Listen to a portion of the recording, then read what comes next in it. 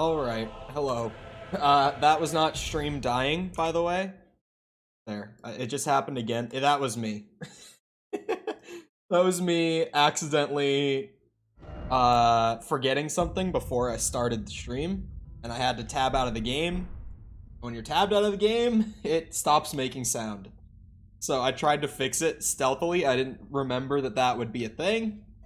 But, you know, I alt-tabbed and sound was gone.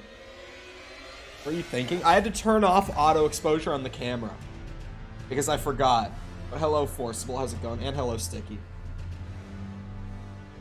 Get my first sip of caffeine in. Oh. Whoa. Oh, I was not ready for that. This is, once again, I have to bring it up every day. This is the Rock energy drink, otherwise known as Zoa. It's just the energy drink that he was promoting at Summer Games Fest if you weren't watching it and you don't get the joke. Got it out of curiosity because I was like, well, if The Rock is promoting it at a gaming event, I'm intrigued. Because if you get Dwayne The Rock Johnson selling me caffeine, I'm gonna have to take the bait on that one. Some of it's good. The orange flavor, I have said a couple times over the last week that I really, really like the orange flavor of it. But this one is peach. And, whoa! Oh my god. It tastes like peach. But it's also so sweet, it feels like I'm getting kicked in the teeth, dude. Like, wow. But hello, Sepper. I didn't say hello because you hadn't typed yet. Alright. I don't want to hear it. I know exactly what was up at the end of the stream yesterday. I was going to go up and around, not straight into the city like I had initially thought I was going to do when I got here. Because I think that might be a church. So we're going to like go up this. And then when I get to the crone, kind of go around through the hills to get there. I had... it got blocked then, because I don't have a message before, didn't say hello to me. You see the sticky convention? I did, but I saw it, like, as I was out the door, like, leaving to go somewhere, so I wasn't able to, like, take the time to be like, what the fuck? It's also why I didn't explain myself too much when I was talking about music, when you guys were all talking about music and I joined in. Hi. Oh, this... not a boss? Not a boss. Wowza. Hello. We're starting out strong today. What in the fuck? Okay. Yep, this is how we're starting today. I see. Whoa!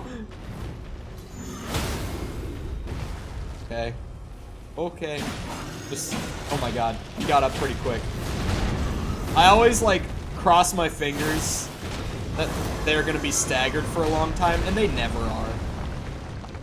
I swear, all these enemies, I try to, like, get my stamina up and just, like, walk in to do the flurry so that I can actually, like, get a whole combo off. And they always get up so fast. Oh, my bad. God damn it, can you not be on the other side of the wall? Oh, wait, there's... the ground is down there. Okay, I could go down there to fight him. Whoa, whoa. Hello, friend. I did not expect you to come back over. I thought you were going to be, like, down there, because, you know, AI can be like that. Oh, ouchie. Okay. Gargoyle's great axe.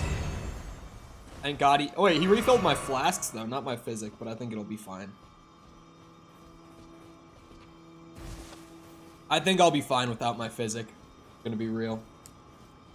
I saw, I didn't see. I heard one of my friends who really, really enjoys the game. He called the, what's it called? The Flask of Wondrous Physic, right? He called it the Flask of Wondrous Physique. And I actually laughed for so long. Because the difference between physic and physique is massive. Physic could be like any generic, like, fantasy potion, so to speak, right? But physique makes me think of, like, body physique. You know?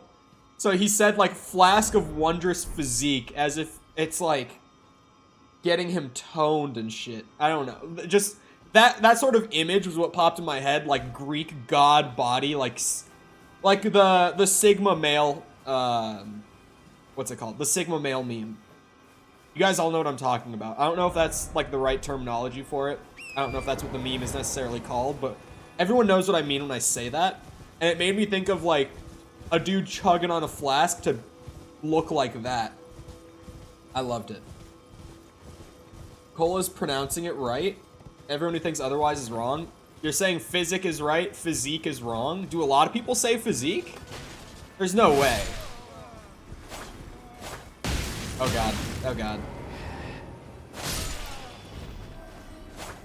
Get back here. Oh, there's a Grace over there that I just would have missed entirely if this guy didn't run away from me. I'm gonna be real. I'll grab that. How nice. This way I won't have to fight that fucking gargoyle every time. Very rare Cole W. This is a common Cole W. Okay. It's just a rare moment of chat acknowledging a Cole W. There are many Cole W's. If you go back to the Lil Road. What? The Lil Road, like this one? Here? So there's a dude here?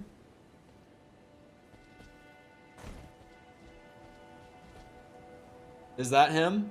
That might be him. Hold on, these guys are about to get it. They know what's coming. I can't help myself. Like, especially when they're dropping like 100 each, 150 just for one quick swipe of the katana. I can't help myself. I just can't. Genuinely. How am I supposed to resist? This isn't a guy to talk to. Oh, never mind.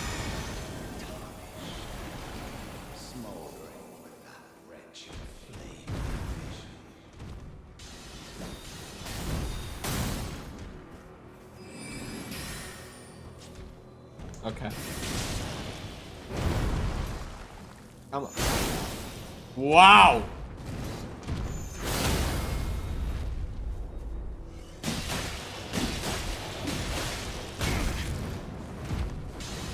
Too bad that he's a bit of a bitch. Like, just absolutely a pushover once you actually have, like, a build going. Okay, maybe not a pushover. He did start comboing me a bit there. But he definitely can't take the heat. God damn you. Ow. Ow. If I had my fucking physic flask, it would be game over for this dude. Like, he already would be dead, genuinely. Okay. Out of stamina, but there we go.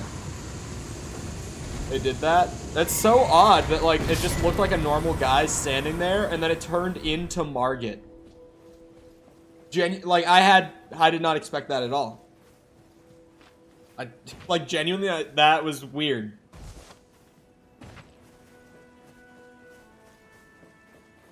Interesting. Interesting. Very interesting.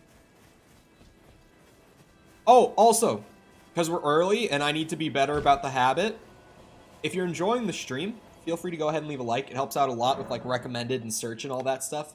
I really appreciate it. I might just keep... we might go to 45 intelligence and then maybe... I don't know. I don't really... Like...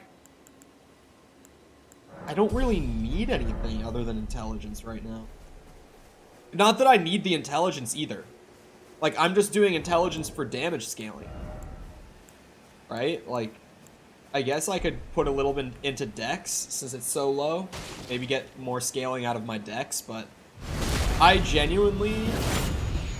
I don't feel like I need anything other than intelligence right now. If I'm being real. I feel like I'm kind of at that boring point with my build where it's just like, yeah, just pump that one last stat to, like, damage scale from now on. But other than that, you're good. I know there are some people of the opinion that I may need more than 40 vigor. I, up to this point, do not really share that opinion. Like, maybe I bring it up to 45, but I really don't think I need, like, 60. Mickle's the one who talks up the 60 vigor a lot. How much? I know there was one person, I can't remember who, but someone said in chat a while ago that they were, like, at the final boss, or, like, had just completed it, I don't really remember. But they were, like, very, like, they were at the end of the game, pretty much, is what I remember. And they said they had, like, 90 vigor. I was like, what? And someone else said they had, like, 70? I don't remember. But there were a couple people who said that their characters had even more than 60.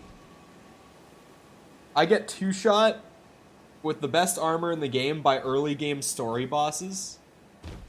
In, like, what? New game +7? Like, what are you on at this point? Yeah, okay, that's what I thought. Because I was like, I mean, that might be true, but you're definitely not fighting the same kind of enemies stat-wise that I am. If this new game is anything like the Demon Souls one, which I'm assuming it's not going to be that bad, then, like, yeah, we're fighting entirely different enemies. Demon Souls New Game Plus is wild, though. Because on your first New Game Plus cycle in Demon Souls, they, like, quadrupled enemy health pools and damage outputs for the first cycle. And then from there on, they up it by, like, 5% per cycle from that point. So, like, really the only big jump like that is on the first time you come out of, like, New Game and you do a second run from the same character. But, like, that first cycle can be brutal. Also, the health on these guys? I don't think this is worth it, dude. Oh, well, I'm dead. At 60, I still get one shot by a lot of moves. Okay, well, I think there's a difference here in terms of, like, what our builds are meant to do, because I'm not sure if I want to take this character into New Game Plus.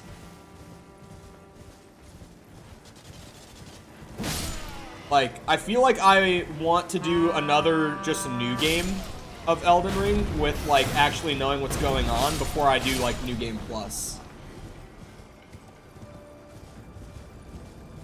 Maybe if I just fight these guys on my horse. There's 3 of them, and if their health, like, this is a massive health pool they have, right? Surely they are just, like, rune fountains when you kill them. Not entirely, like, when I say that, it sounds like I'm expecting, like, you know, 15 to 20k each, which I'm not expecting that much, but, like,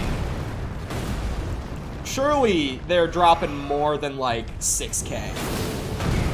And if they don't, I'm gonna be very disappointed. 100k at least, true. Absolutely, this has got to be 100k each, right? Not total, each. Surely. That's a very, oh my god, 2,500? Bro, what? How are you only gonna reward 2,500? Welcome back, Josephine, how's it going? What did you get what did your daughter get you for Father's Day? I don't have children! I'm not a dad. Yet. Dude. I think it was, I can't remember if it was one of my parents. I can't remember which one it was. One of them just, like, today said to me, I can't wait until you have kids. And I'm like, I sure as fuck can. Like, what? Why are we talking about me having kids? I'm 20. Although, I do have a, I don't know if I would necessarily say a friend, but like a mutual who's like 22 and just had his second kid recently. And also a buddy of mine from middle school who I haven't seen in person in a very long time, but like a really good friend of mine from when I was a kid, just posted the announcement that his girlfriend is pregnant and he's gonna have a son due in December. And I'm just like, bruh, why is everyone having kids at like 21, 22 now? Like, what the fuck? I don't want to have a kid in the next couple years. Like, what? I got my own shit to figure out, man. I don't need to be figuring out my kids' shit, too. Like, I really don't. This guy has to give more than 2,500. I'm fighting him out of curiosity now, more than anything else. A December kid? Yeah, dude. Like, actually, needing to double up, for, like, your kid's birthday and for Christmas would just... Like, December is already expensive enough because of Christmas. Like, dude. I can't imagine needing to, like, buy extra birthday gifts for, like, your kid. So, like, you know, someone that you're expected to get, like, really good gifts for. Because if it was just, like, you know, a friend from work or something, like a coworker, like, you know, you get them something. But you don't really, like, get them anything crazy. But if it's your kid, it's like, you better be getting some good gifts for your kid for their birthday, you know? You can't be skimping out on your kid's birthday gifts. Apex got like 10 times harder since they changed the rank system. Yeah, I am aware of the rank changes. I've played since. He still only gave 2,500.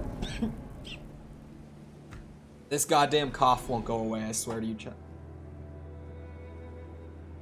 You know what? That's not too bad. The light, like, the suction cup didn't come loose. It's just one of the hinges holding it up came off. It came loose, so I was able to lift it back up, thankfully. Am I not supposed to go across the bridge? Am I supposed to dip under it, actually? But yeah, Apex's new rank system I think is really good for the game, but I think I'm just burnt out on it right now. Like, I played a lot right when the new rank system came out, and I really liked it, but, I just got so bored of the game. I need to take a break for a bit. Whoosh. I beat Elden Ring. Nice. Nice. I don't even think... I think I'm maybe, like, 2/3 to 3/4 of the way there. Like, somewhere around that range relative to, like, being close to the end of the game. Wait, what the fuck? Did it just multiply? The bear multiplied. Yep. Got my eye on you, bears. Multiplying and shit. I'll be aiming for warmer months. April, June, July-ish. What? Why? Not in the next couple years, but the next couple months. Ayo. 2/3 of the run or of the game?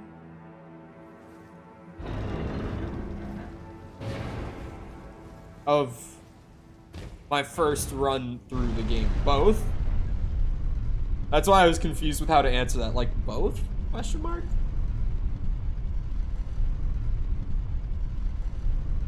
You don't get it, Cole? Just combine them and now no birthday? Bruh. Now that you especially can't be doing. Oh. Oh, I thought that was me hitting the button again and it was gonna go up. I was like, well, whoops. This was not a church, but I will explore it nonetheless. What do we got in here? Katana? Oh, that's not a katana.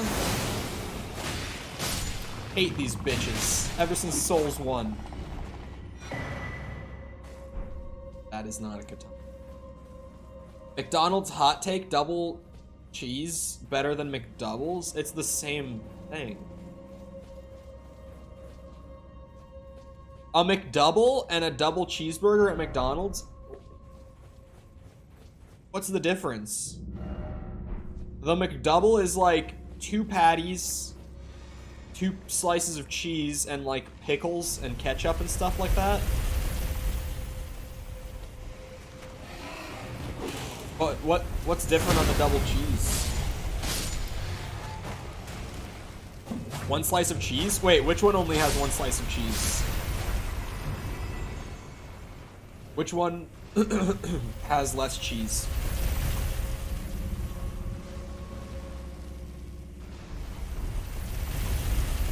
"400th death is gonna be in this catacomb, bro." Clearly you have not seen I Am a Gamer. Oh, there's another one! That was great timing. I want the item. It was fun.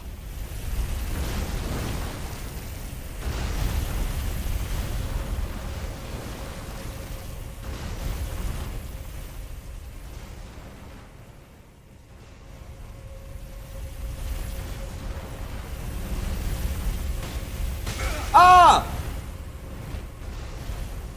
That's so fucked up. Oh, another key. I got reimbursed. Oh. McDouble only has 1? Oh, I thought McDouble had 2. Do you think the extra slice of cheese is like a defining factor, though? Do you see everyone was sticky? Yeah, I did see that. They nerfed the damage of those things. On an older patch, you would have been dead. Bro. I didn't think that the one that was behind me would whip around and, like, become the second one. I was waiting for the other one to come up from the bottom. Like, I saw the one on the left, and then the one on the right was the one that was behind me. That, or it just, the one on the right started from the top. But the way that it happened, it seemed like it was the one that was chasing me before. That then... Oh, fuck off. That then just whipped around to kill me. Do I think 1 slice of cheese is worth the extra 80 cents? Yes? Okay, that's just... You're wrong. I hate to break it to you, but the answer was no.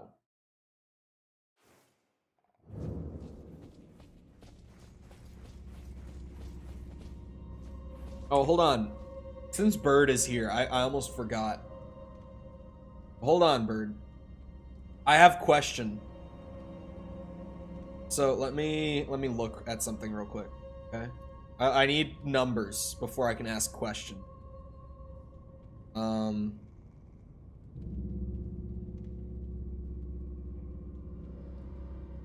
No, this is simple. Okay. So I have 2 questions, I guess, Bird. I have 2 questions. Question 1 is, why do you think that on my YouTube channel, my streams get way more impressions than my videos do? And that is, like, relative to the amount of time that they're up. Like, I am taking that into account. Why do you think that my streams get so many more impressions? Do you think it's a consistency of upload thing?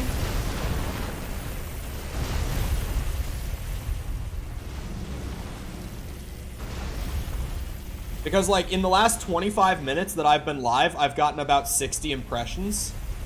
But the video that's been live on my channel, public, I should say, not live. The video that's been public on the channel for 9.5 hours only has like 250. And it's not like they're front-loaded impressions either. They're spread out evenly.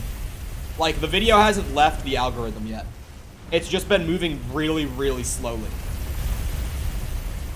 So I'm curious why you think that might be.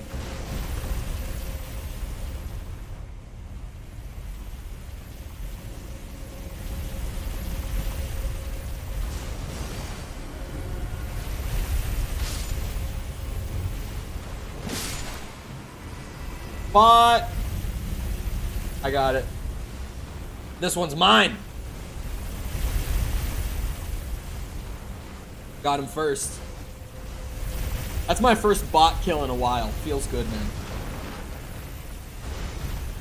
There. Oh, fuck off. Ah! Fucking bitch bastard. No. It's not, oh, what the fuck? It's not live to VOD. I'm actually saying live streams versus videos. If we want to talk, here, let me use a better example, right? So the VOD that has been up for 21 and a half hours. I'm looking at this now. It has 1.4K impressions. And again, the video that's been up for about 9.5 hours has 250. So obviously that's a very different impression rate. My bot KD is insane. Me too.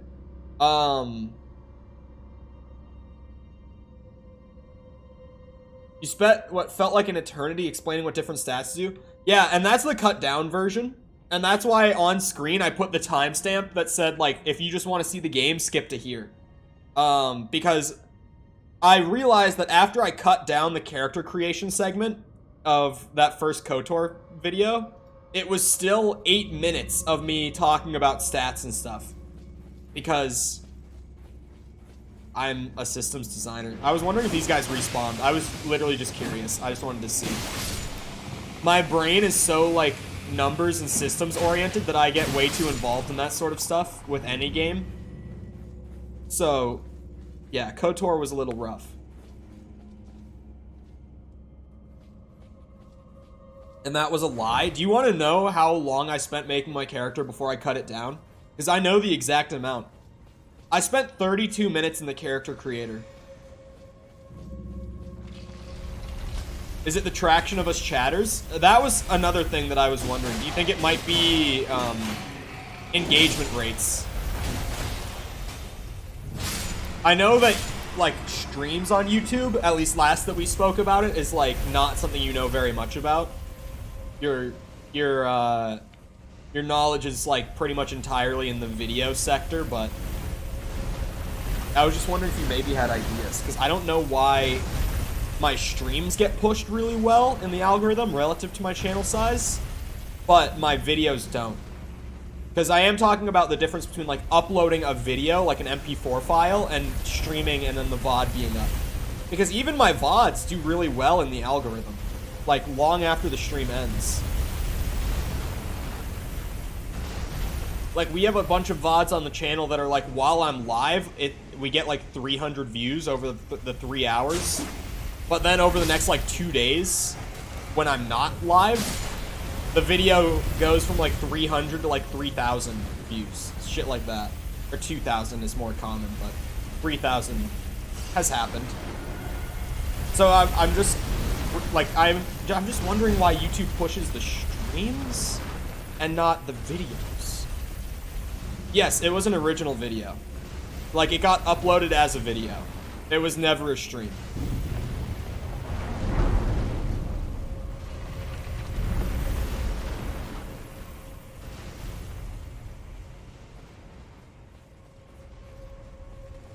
What the fuck?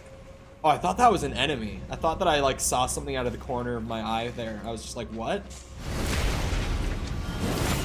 I didn't get a noti when it came out? Oh. Do you think notifications didn't push for the KOTOR video? Because I know that, like, 20% of the channel subscribers have, like, notifications turned on. For my channel in specific. Like, noties do kind of play a big role in my momentum, like, early on with stuff.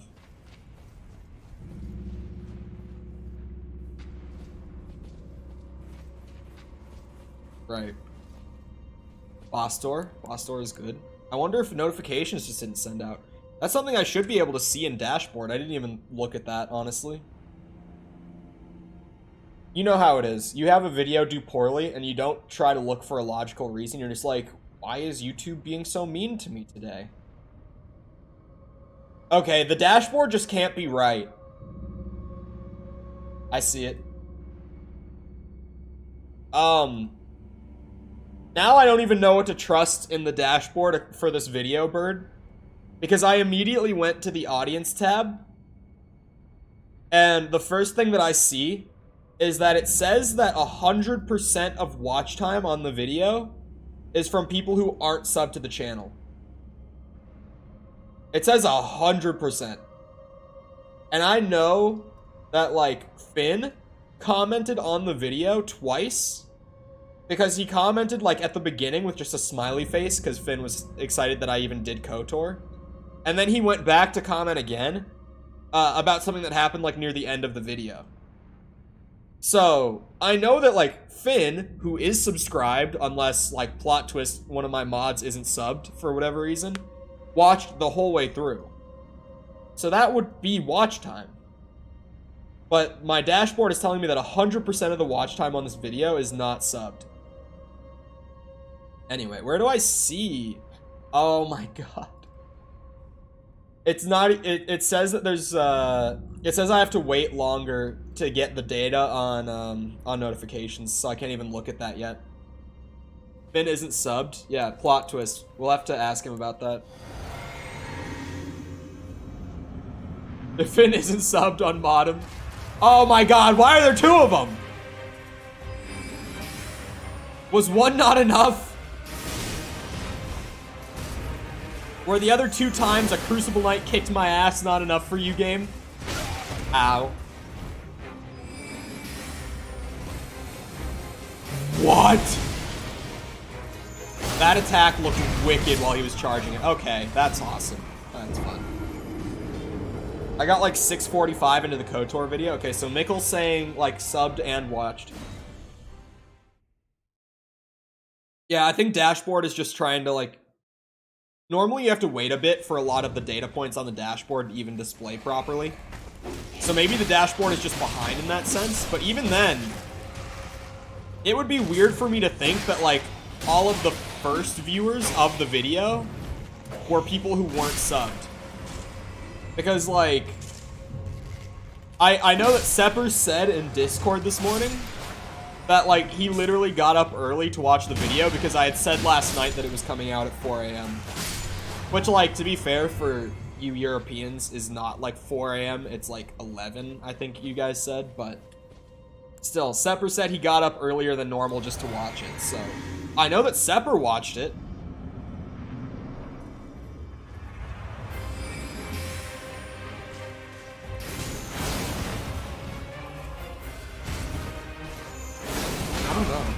I don't know. I mean, my question isn't even like, why are views low? Because I know why views are low. It's because impressions are low. Because for a video to be out for 9 hours and have like 200 impressions on my channel even is low. Like, that's a very low amount of impressions for my channel, typically speaking.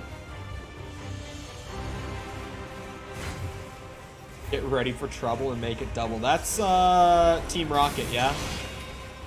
I'm really bad at remembering what specifically things are references to. I talked about it yesterday. I always, like, recognize a reference, or even a lot of the time I'll say a reference myself without even knowing what it's from. I'll just be like, oh, I know that that's from something. Like, I do it all the time, where I recognize that it's a reference, but I don't know what it's a reference to. I think that's Team Rocket. Oh shit, here we go. Okay, that came in a lot faster than I expected. Oh, fuck off. That looked really scary. Ooh, scary bitch. Oh my god, I did not mean to do a little light swing there. There we go. Fuck me, man. Couldn't have done that sooner. There we go. That's what we love to see.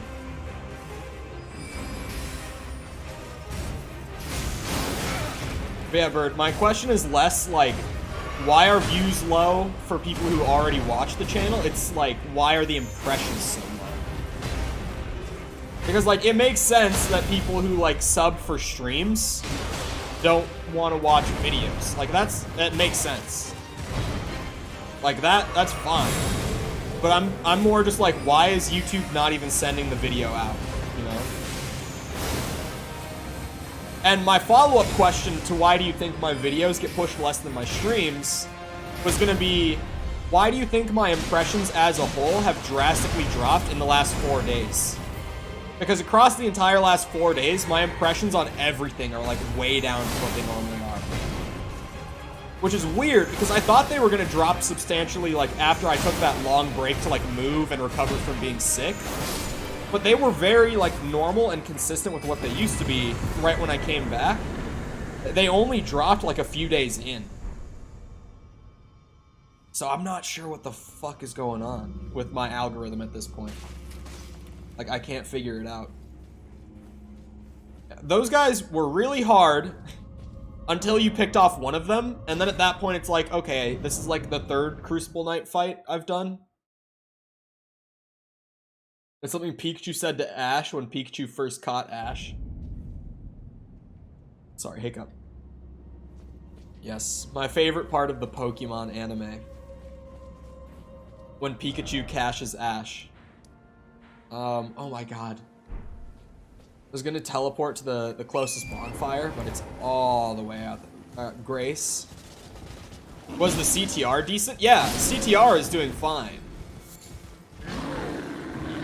But also, yeah, okay, I DM'd Bird about this already this morning, chat. But, like, from my understanding of YouTube, for the last however long I've been doing videos, is that click-through rate, which is, like, for the amount of people that the video gets sent out to, how many people actually click on it, I've always understood that that's, like, a very important factor to how well the video does in the algorithm as a whole. But this morning, when I was looking at the stuff for the video, when I woke up and got out of bed, because obviously it went up at 4 a.m. my time, so I wasn't awake when or when it went public. I had to look at it like an hour later. So I look at it, and I hover over the click-through rate to compare it to like my last 10 videos, right? And it instead of comparing it, pulls up this little thing of text and just says, blah, blah, blah, blah, blah. I can't even remember all of what it was, but it specifically told me that my click-through rate does not affect my video's performance in recommended and the algorithm. And I was just like, well, that's a fucking lie. And I DM'd Bird, and I'm like, this is a lie, right? And he's like, yeah, that's not true. Because, for those who don't know, Bird manages a YouTube channel for a streamer. So I was just like, this is a lie, right? Like, YouTube is just straight up spewing bullshit with this one. And he was like, yep. Ah! The scream. But yeah, the CTR was fine. It was at like 6.5 or like 6.4 last time I looked. So the click-through rate for YouTube in general is low, but for gaming content on YouTube is about standard.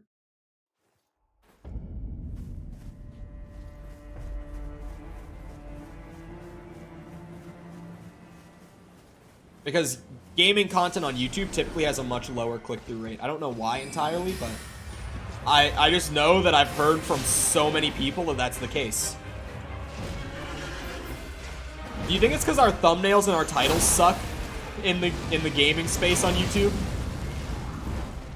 Because like, I can't make like a Mr. Beast thumbnail for like me playing Knights of the Old Republic, right? I can't make that fucking fire of a thumbnail for like a game from 2003. Oh, ouchie.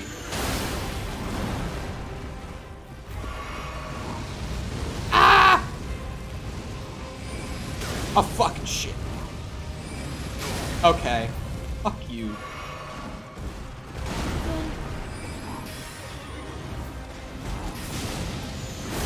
Oh, I thought that would stagger. This one will. Or not. Dumb bitch. I should have taken the heal window. Oh wait, I have a physic to use. Fuck. He would have been close to dead by now if I had used it sooner. Oh, what? Horse shit. Okay. Okay, I'm just bad. I'm actually just fucking terrible. But yeah, King Scooby, while I appreciate that you want to help, I'm doing no summons for my first playthrough. And that's AI and players. I haven't done either. And since I'm this far in, I'm definitely not giving up on it now. Probably because you stream games that have a large audience or are popular currently, while you make videos on lesser known / less entertaining. Fuck off, less entertaining. What do you mean by that, huh? You telling me Knights of the Old Republic is less entertaining than Elden Ring, huh? Someone didn't play KOTOR as a kid. God damn, my man with the opinions. You need to work on that thumbnail face game. I don't like putting my face in the thumbnail. Like, I honestly just don't. I feel like it's weird. It might be one of those things, though, with, like, YouTube that's, like, I don't like it, but I just have to do it. I mean, originally with streaming, that was just me using a camera in general. Like, Bird will remember, because he was around a lot at the time that I first started using a camera. Like, I was not too keen on the idea of using a camera. Oh wait, I'm out of FP. The camera was ultimately something I did because, like, people were just always like, you ever thought about using a face cam? I'm like, eh. Oh, okay, I didn't die. God. All the particles in this fight are causing a lot of stuttering, which is unfortunate. Kind of sad. Oh god. Jesus, like how are you supposed to keep up with what's going on? This PC port can be a little rough sometimes. Like, my hardware's not new, but it's not old either. Like, sure, I'm not rocking like a 30 series, but it's not like I'm rocking like a 970 either. KOTOR is much less entertaining than Elden Ring. If you're a Star Wars fan, I feel like KOTOR is like as entertaining. But maybe if you're not into Star Wars, I could see why it might not be so interesting. But like for Star Wars fans, Knights of the Old Republic is just like the best kind of like fan service game for that sort of universe. Like, here's a 50-hour RPG where you can just like get lost in the politics and travel between multiple planets and all that shit. And it's just like, I'm in.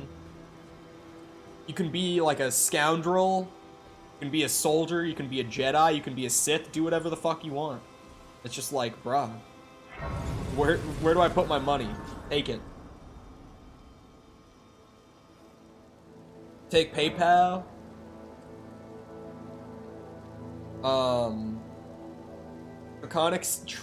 Draconic Tree Sentinel can suck my flaccid dick. I can't stand fighting that guy on my rune level 1. I'm assuming on doing a rune level 1, just every attack one-shots, like, as soon as you get past, or I'm sure as soon as you get to, like, the academy, right? Like, every boss attack in the whole game probably just one-shots at that point. Face thumbnails get way more views, Cole. Try it. But did you see how cool the thumbnail was? Like, where am I gonna put my face in that? Because hold on. Do I have the file? I think I should have the file. Let me. Oh yeah, I do. Yeah, like where do I put my face in this? It's such a clean thumbnail, but if I put my face in somewhere, I'm gonna have to like cover something up or move something around. Like, putting my face in a thumbnail like this would literally just ruin it. Here, let me...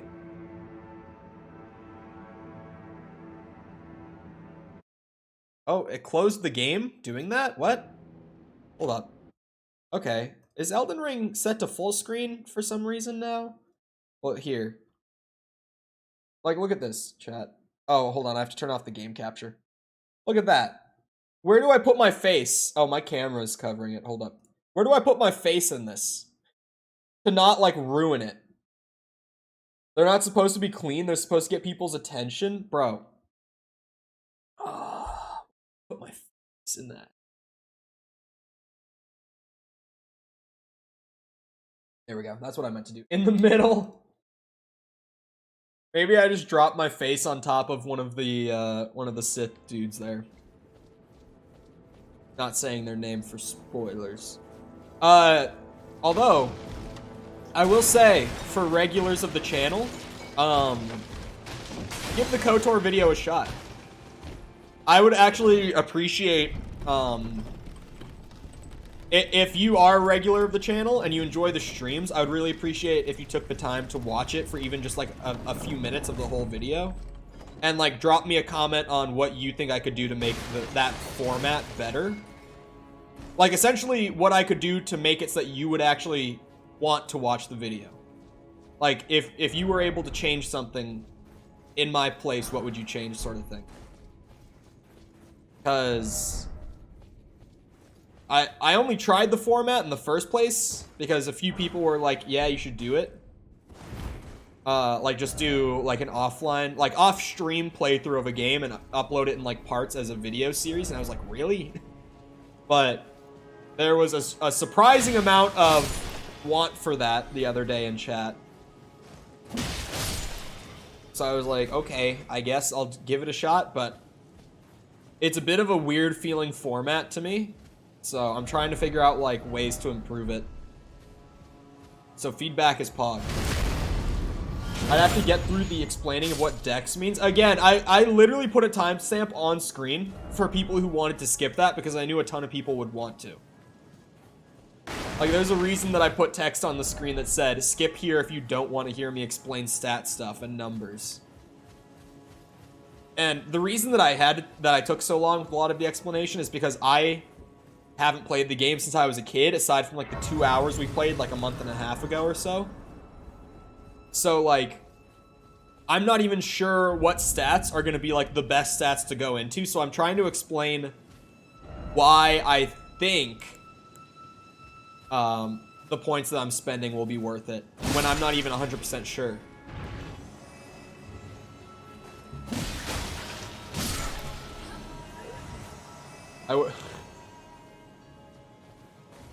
Okay, Bird. You know what? Here. That guy's not gonna attack. Oh, he is gonna attack me. Hold on. Don't put too many messages in chat. Chat. I want a screenshot of this. What? I'm forgetting how to open the snipping tool. Oh, I got it. Okay. I actually just forgot the hotkey to open the snipping tool on fucking desktop, man. Hold on, let me make sure that I save it instead of just like copy it and then I never do it. Oh. Elden Ring is in full screen. Hold on, let me alt tab out of it real quick. God, it opened itself back up. Thank you. I'm just saving this real quick so that I can come back to it. Okay. You know what, Bird? Just for you, for part 2, I'm gonna give that thumbnail a shot. Or I could try throwing it on part 1, actually. In the meantime, I might do that. I might throw that thumbnail together, like, right after stream. And throw it onto part 1 and see if it changes the click-through rate or anything. Yes, you can type again. I just wanted to get the screenshot of that, so I didn't want it to go away. I'm just being honest, YouTube viewers are brain dead and need to be guided like children. I mean, I don't... It's not that YouTube viewers are brain dead. It's that, like, since thumbnails like that do just naturally grab your attention so quickly and so easily, like, if you want to compete with other videos that are doing that, you have to do it yourself. And since so many people know about, like, that thumbnail style nowadays, and they know that that's how to get, like, the best click-through rate is by making that sort of, like, cookie-cutter YouTube thumbnail, and we all know what I'm talking about when I say that. Like, everyone's doing it. So you gotta have the best thumbnail face, the most well-placed red arrows. You gotta have it all. Rest at the next Gracie. Why? I'm literally at like full flasks, full health, and you're just like, make sure you rest, smile.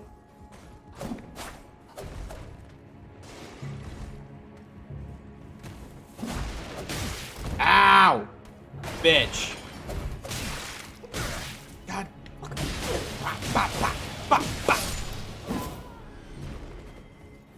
I have a lot of runes, man.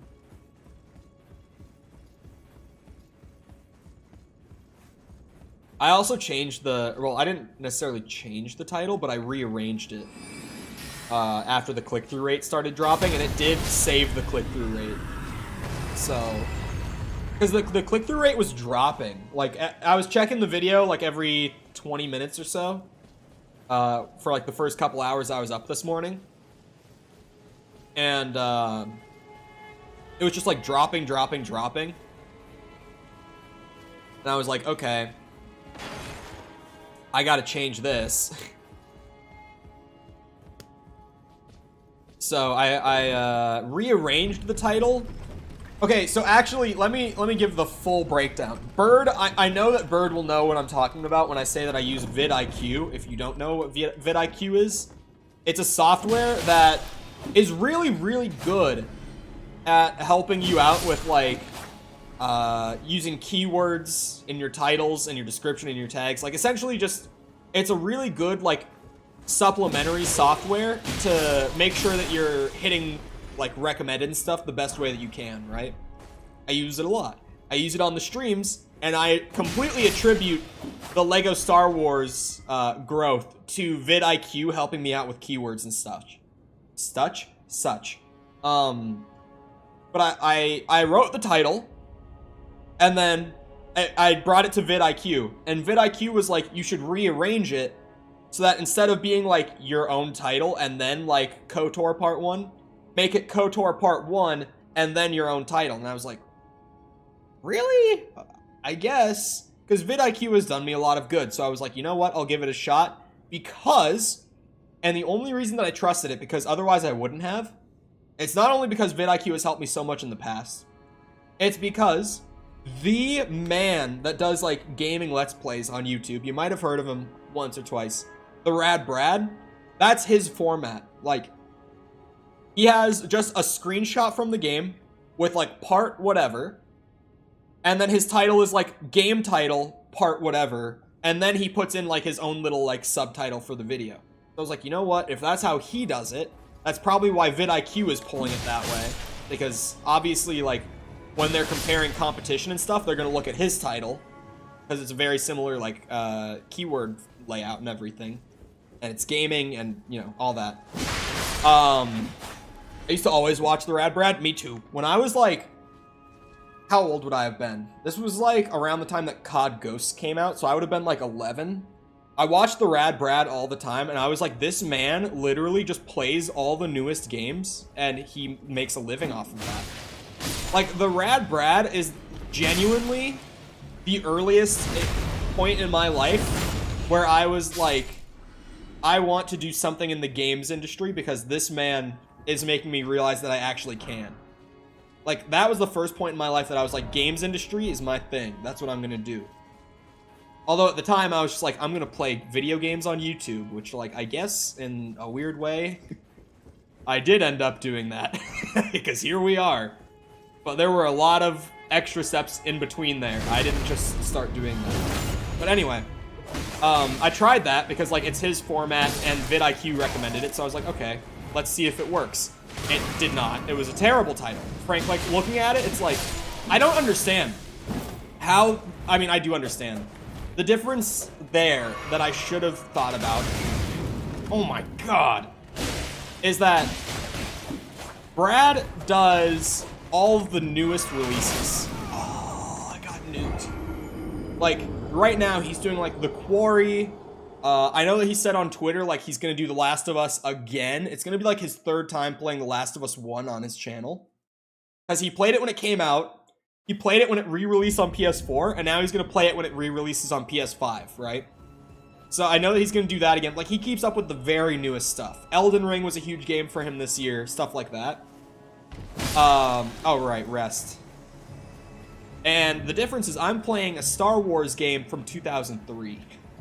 But I tried that format, it just didn't work. So I switched it back to what I had originally written, instead of coming up with something completely new, and I might have to reevaluate the title again. Utmost thanks for bringing me to the base. Where have you been for the last 40 fucking hours? I can govern my own movement, and thus, the accord is fulfilled. I shall depart to ascertain the purpose I was given. But my maiden. I shall leave Torrent, and the power to turn runes into strength. Here, with you, I wish you luck in realizing your ambition. You have fought long and hard. I have no doubt you will become Elden Lord. May you take the throne. Okay, smile. And she's just gone like that. Actually, where has she been for the last... Hold on, how many hours of playtime do we have now? Because I met her, like, what, 2 hours in, maybe? 51 hours or so? She just hasn't been here at all. Not a single appearance.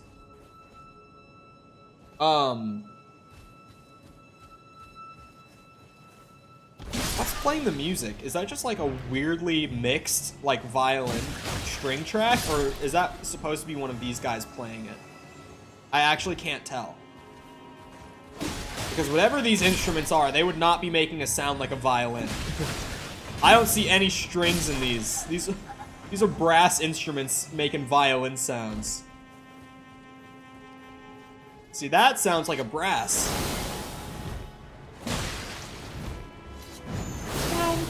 Moonveil broken. What was I talking about? Oh, the KOTOR shit. It's nice hearing your... You see that, Mikkel? Look at that right there.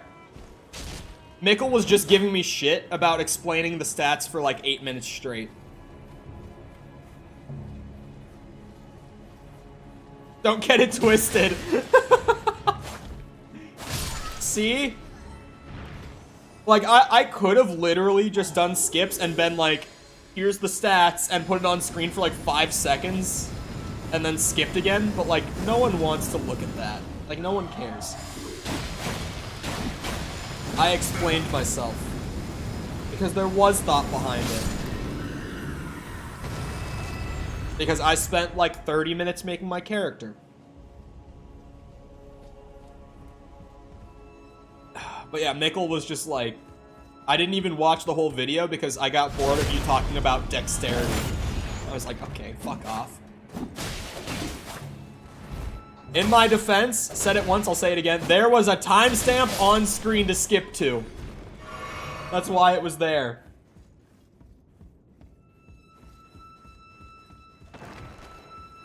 Also, I don't remember... Oh, I do remember where I got that font that I used. But the font that I used in the thumbnail and for all the text that I put on screen in the video is so nice. It's a custom Star Wars font that I found. That also wasn't even paid. It was a free font. Like, the dude was just giving it away. And it actually looks so good. Like, I swear the only reason that I care about, like, clean fonts or anything like that is just because I do thumbnails and editing, but, like, the font is really clean. For being, like, a custom font that the dude just made and is giving away for free, like, it looks so good. You don't need to announce every time you're gonna cut? Okay.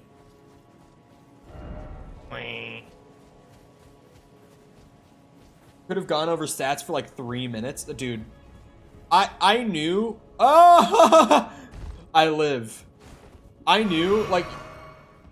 I say it in the video, I'm like, yeah, I'm just gonna skip a lot of the character creation because I know this is gonna take me a long time. Like, I know preemptively when I'm doing, like the early part of, like, putting your build together, I'm like, yeah, I'm gonna spend way too long on this. Do the classic and say you're gonna cut, but never do. There actually was a point in the video, I can't remember exactly what it was, but I remember while I was editing, I thought it was really funny. There was a point where I said that I was gonna make a cut, and then, like, the cut was only, like, 5 seconds or so, like 4 or 5 seconds. It was really quick. Hold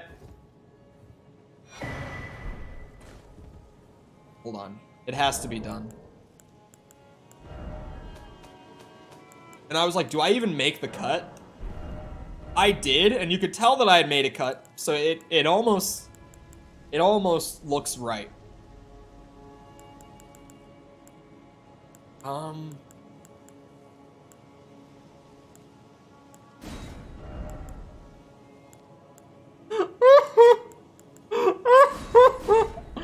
Hold on. I was like looking for the right format or template, and I didn't realize that give blank what was an option. It's this one, right? Am I facing the wrong way? No! No, we have to redo it. We have to redo it. Delete that. No one can see. Face the right way, you dunce. Okay, hold on. Offer. Body parts. Head. If you're younger than like 17, look away. Turn off the I don't know. I say 17 for legal reasons. I mean 18.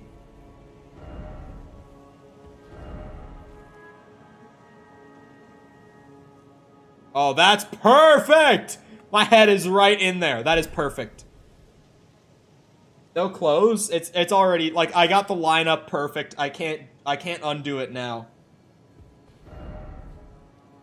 Offer head. I did it. I made a funny one. Made a funny one. Call the type of guy to be like, so I did. No, I don't think I might. If I end up like at any point in that game grinding levels or XP, I might actually do that. Like, I might just be like, all right, big skip because I just decided to grind levels. Because no one wants to sit there and, like, honestly, one of the worst games for doing a playthrough like that would be like old Final Fantasy games. Or I guess just like old JRPGs in general. Like Mother is pretty bad with it too. Like old JRPGs are so grindy. Like I mean like 80s era, like early 90s era JRPGs are like so grindy. Oh my god. What's the game? It's Dragon Warrior, but it's not Dragon Warrior. It's Dragon Quest. The original is renamed to Dragon Warrior in the West, like for its American release, but yeah, Dragon Quest, the original one, when I played that, holy grind. Who would ever stream that? That was another failed stream playthrough, was Dragon Quest. Because holy shit, that was just grindy as fuck. Imagine a Cole old school RuneScape playthrough. Man's gonna do a little cut and be 99 and everything. I would actually love to do old school RuneScape stuff. Like make a new account just to like stream on, or maybe do like a challenge series on or something. I think I've talked about it before, but I was such a RuneScape kid and I still love RuneScape. Like, I still, maybe like twice a year or so, I'm like, oh, I'll just log on RuneScape for like an hour because I haven't been on it in a long time. And then RuneScape like consumes me for a week before I pull myself away from it again. Like, old school is such a good game still, like to this day. It's the only MMO that I've ever genuinely like gotten sucked into like that. And it somehow still has a grip on me. You're gonna have like 2 viewers watching old school RuneScape. Dude, old school is actually so good though. Like, and there are so many things in old school that I've never done. Like Ultimate Iron Man, I've never even attempted. Like there are so many things, and they've added so much content. Like that game is so old, but like they still add a new content updates like once a month, dude. And like meaningful content updates too. If you haven't played old school in a long time, Jagex still like once a month will add like new endgame content, or like a whole new area to the map, just shit like that. Like they actually update the game with like meaningful content all the time to this day. They're actually really consistent updates too. Like I said, like I think it's like once a month that they do their content updates now. For a game that's from like what, 2001, I think? Maybe a little earlier than that even. Might be 2000. When did old school RuneScape come out? RuneScape release date. 2001. January 4th, 2001. So, like, pretty much 2000, but, like, 4 days into 2001. So, I was actually right on the initial guess. Because, you know, I'm a gamer. I'm gonna go back and spend these runes because I know what happens if I don't. I lose them. I can't be trusted to run around with like 80,000 runes because I'm going to lose them. I'm gonna die really quick to like a boss. And then I'm gonna die to some like dumb standard enemy running back over to get the pile of runes. Just, it happens every time. I know better by now. I'm just not gonna fuck with it. But I'm actually getting so many runes in this area. Like a lot. Okay. Keep pumping it. We're close to level 100, actually. Mickle, what is, I don't have 4. I don't know why I even tried it. I think I have 2. You've said that, like, you know, 60 vigor is like pretty standard for people to do, but like, what's the standard amount, or not the standard, what's the standard for like rune level to beat the game with? Like, what generally would you say people are like around level wise when they complete the game?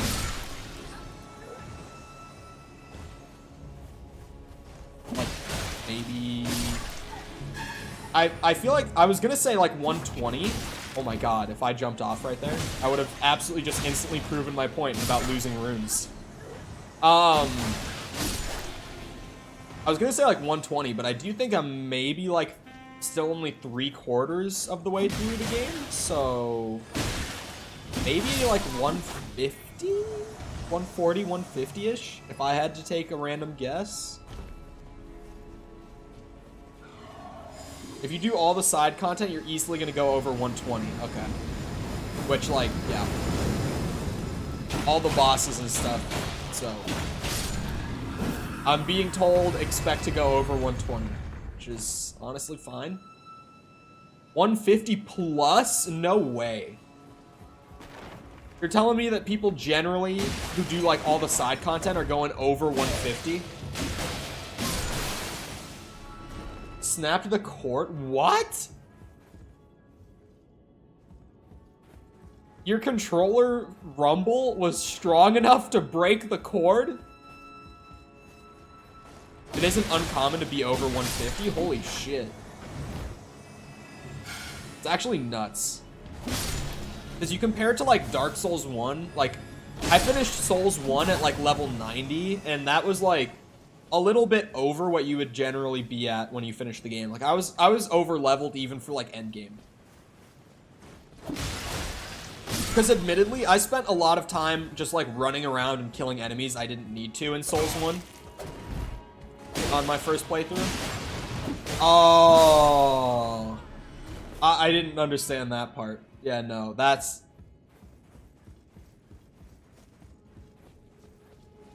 Was it like was it a controller with a built-in wire, or was it just like a generic wire that you use for your controller? 'Cause like, I mean, I use the PS5 controller on PC, but I just have like a generic like USB-C to USB-C wire. Which actually I had to get for the PS5 controller. Like, I bought this controller, and then I didn't even have the right cord for it because I didn't realize that like the new Xbox and PlayStation controllers upgraded to USB-C. So I had to actually go to Target and get a new wire when my PS5 controller came in.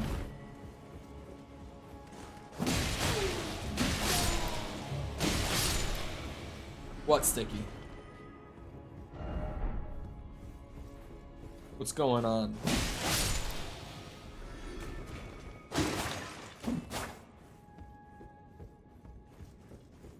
Oh, is it like the one, like the micro USB that they have in the box for your controller to like play wired?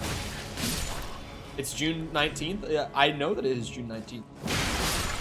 But we have to say it. It is Juneteenth. I actually like the name Juneteenth. Like, it's actually a fucking fun name. It's a great holiday name. Am I wrong? Like, honestly, underrated part of the holiday is just how fun the name is to say. Like, yeah, you got your Christmas, you got your Thanksgiving, but then you got your 4th of July. Like, come on now. Maybe it's just because I'm American, but when I say 4th of July, there's like a certain hype element to it. Like, there's a level of excitement that I say 4th of July with. I think that might just be because I'm American, though. 4th of July is the most slept on holiday, though. Even in America, a lot of people sleep on 4th of July. Like, I've said it before, I'll say it again. The 4th is like, oh my god! The 4th is tied for my favorite holiday. I'll celebrate 4th of July if you celebrate 1st of July. I don't know about that one, Chief. Assuming he gets his passport done, friend of the show, Owen, who if you haven't seen him like actually on stream, you've probably seen him in chat. He has tickets to come down here. I think he flies in on July 1st. He's gonna be in the US for like a week, and he's coming over that week because he wants to celebrate 4th of July with us, because he's heard us hype up 4th of July so much that he's like, I have to see if it's actually as good as you guys say it is.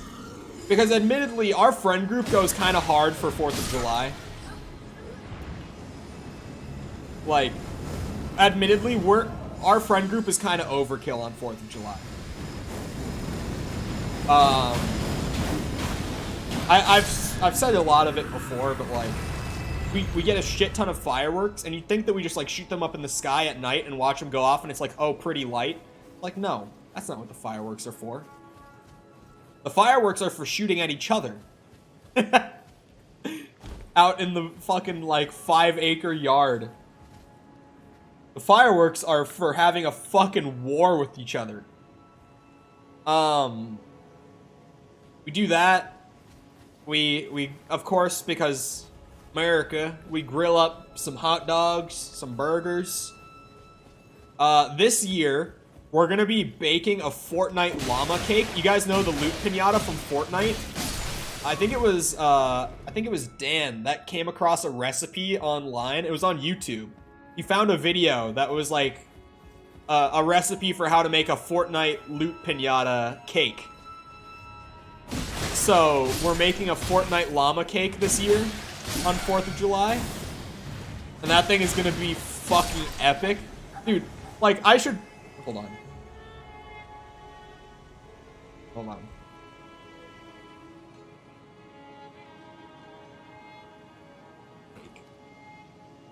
Can I find a picture? Yeah, this is the cake. This is the cake. Put it on that monitor and turn that off, turn this on.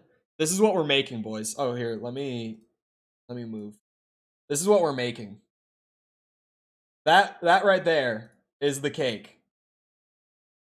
We are making a Fortnite loot llama cake. And look at this. This is the same cake, same person who made it, but they filled it with candy. I don't think we're gonna do that part because that just looks like way too much.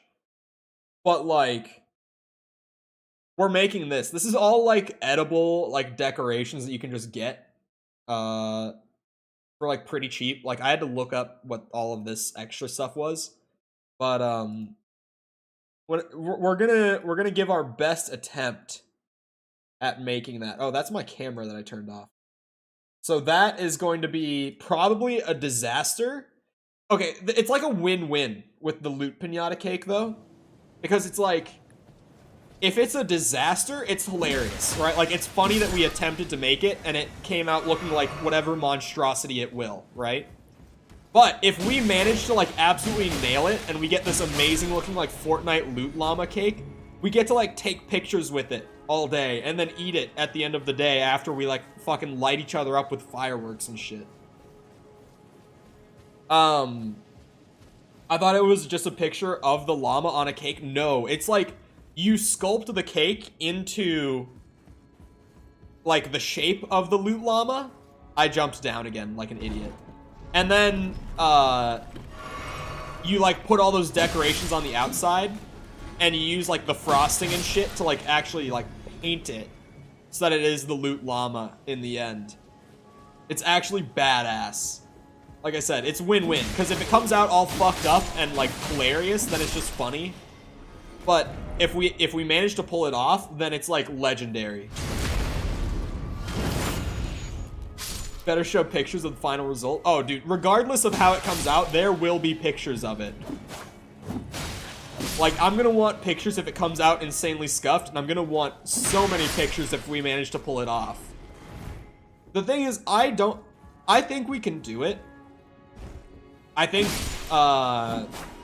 it just depends on whether or not those of us who don't know how to cook end up, like, fucking it up. Because, like, we have people like me and, like, Dan in the group who, like, know how to cook. And then we have, like, Sam and Owen who have no fucking clue how to cook. I don't think you can do it. I think we can. I don't think it'll look as good as that, but I think we can make it look pretty good. Not gonna lie.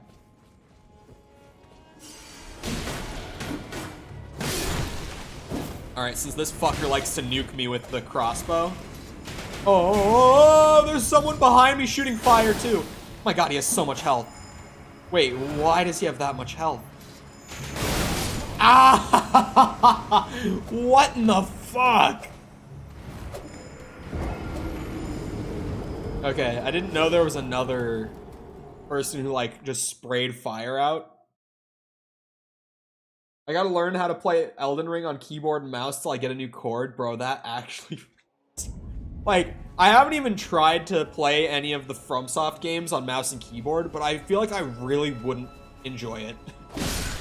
Like, I'm just that way with a lot of games, though. Like, there are games that I've just never even tried to play on mouse and keyboard because I feel like I would hate the control scheme. Like, mostly, like, the third-person... Actually, really any game that's not, like, a shooter, first or third person. Like, if it's a free-aiming shooter game, then, like, yeah, I want to play on mouse and keyboard, but pretty much everything else I play on controller. I guess, like, KOTOR I'm playing on mouse and keyboard right now. Third time having COVID? Damn. That actually sucks so much ass. I've talked about it before. I maybe had COVID at one point. At one point, I got, like, a routine test that, like, my school was doing, but while they were still in, like, the very early stages of opening up campus. And they were like, yeah, you can come to campus as long as you're, like, getting tested regularly. Like, every couple of weeks you get a test just to be sure. So I was doing that. And then randomly, like, one of them came back positive. And I was like, I don't even have, like, a cough, a headache, a sore throat. Like, I have nothing. So I got a second test. And that one also came back positive. And I was like, what? So I'm not even sure to this day, because that was like a year and a half ago at this point, but I'm genuinely still not sure if I actually, like, was carrying it and just was completely asymptomatic to it, or if it was just like a double false positive. Like, I'm genuinely, like, to this day, not entirely sure. But there's a possibility that, like, I was just, like, that strain of COVID or whatever, I just genuinely was immune to. As stupid as it sounds to say it like that, like, possible. Message was appraised. Please tell me. Please tell me it was off her head. Oh, wait, I've gotten...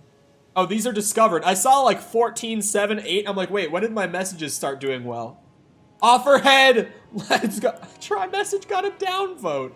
What the fuck?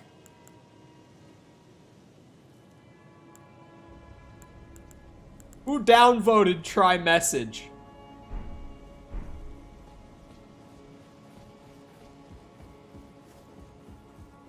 How is that bot typing? I hit it. I also see that it's like trying to message, but that it's banned. Can the mods not normally see that? When people who are banned try to type? Like, I have to actually click on it to see the message. I can just see that they're trying to type, though.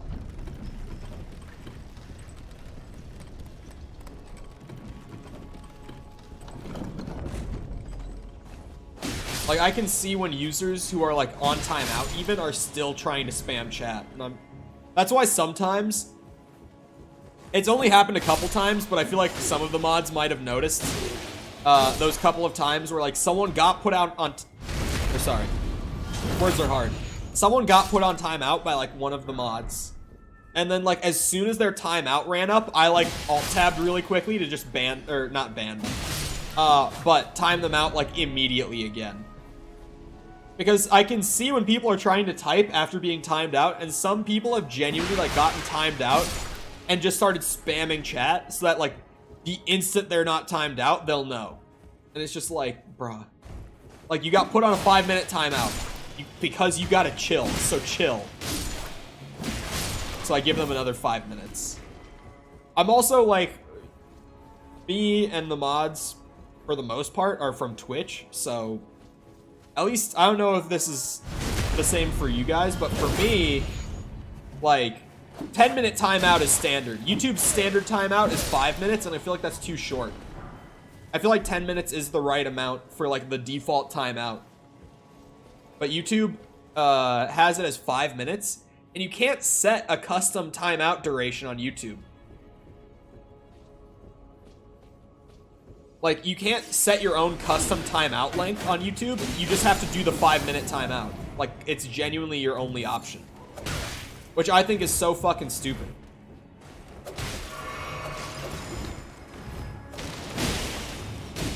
Because I know that on Twitch, we had it, like, first timeout was 10 minutes. And then I would bump it up to, like, 30 minutes. And then an hour. And then if you were still problematic after, like, all of that... and you kept going, it was just like, yeah, now you get perma. But on YouTube, it's just like, you can only do a 5-minute timeout.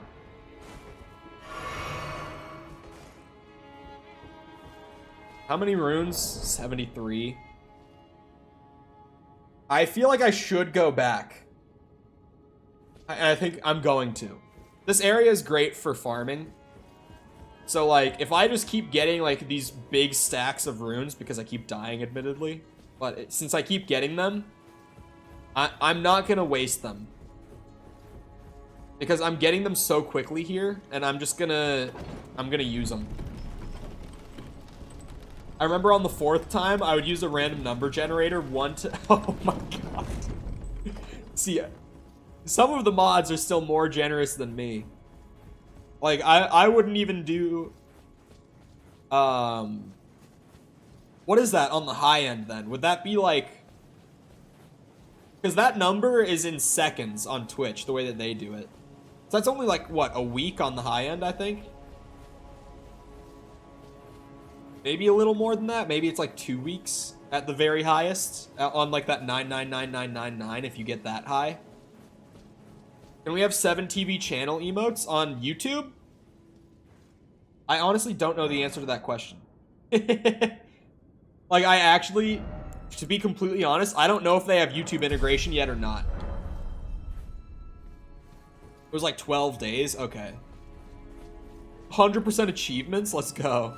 I feel like I haven't actually gone for 100% achievements in a Souls game yet. But at least, like, I've played Souls 1 and looked at those achievements, and I've looked at this game's achievements that aren't hidden. And, like, they don't seem like very difficult games to 100%. It seems like it's just, like, yeah, you might have to do, like, 2 or 3 playthroughs. But they don't seem like there's actual achievements that are, like, hard to get.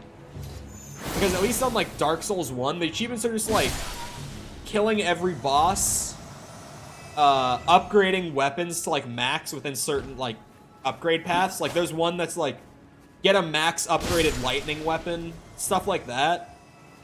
So, like, it's all stuff that's, like, maybe it would take, you know, a couple extra playthroughs. But if you enjoy the game enough to replay it, then, like, you're it wouldn't be very hard to get those 100% achievements. Are you still on Twitch? He is, but he isn't. What Sticky means by that is that the channel is still there.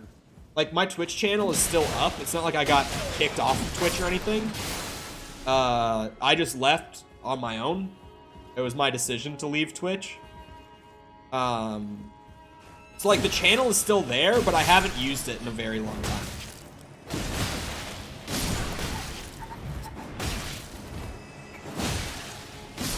No hit runs and such.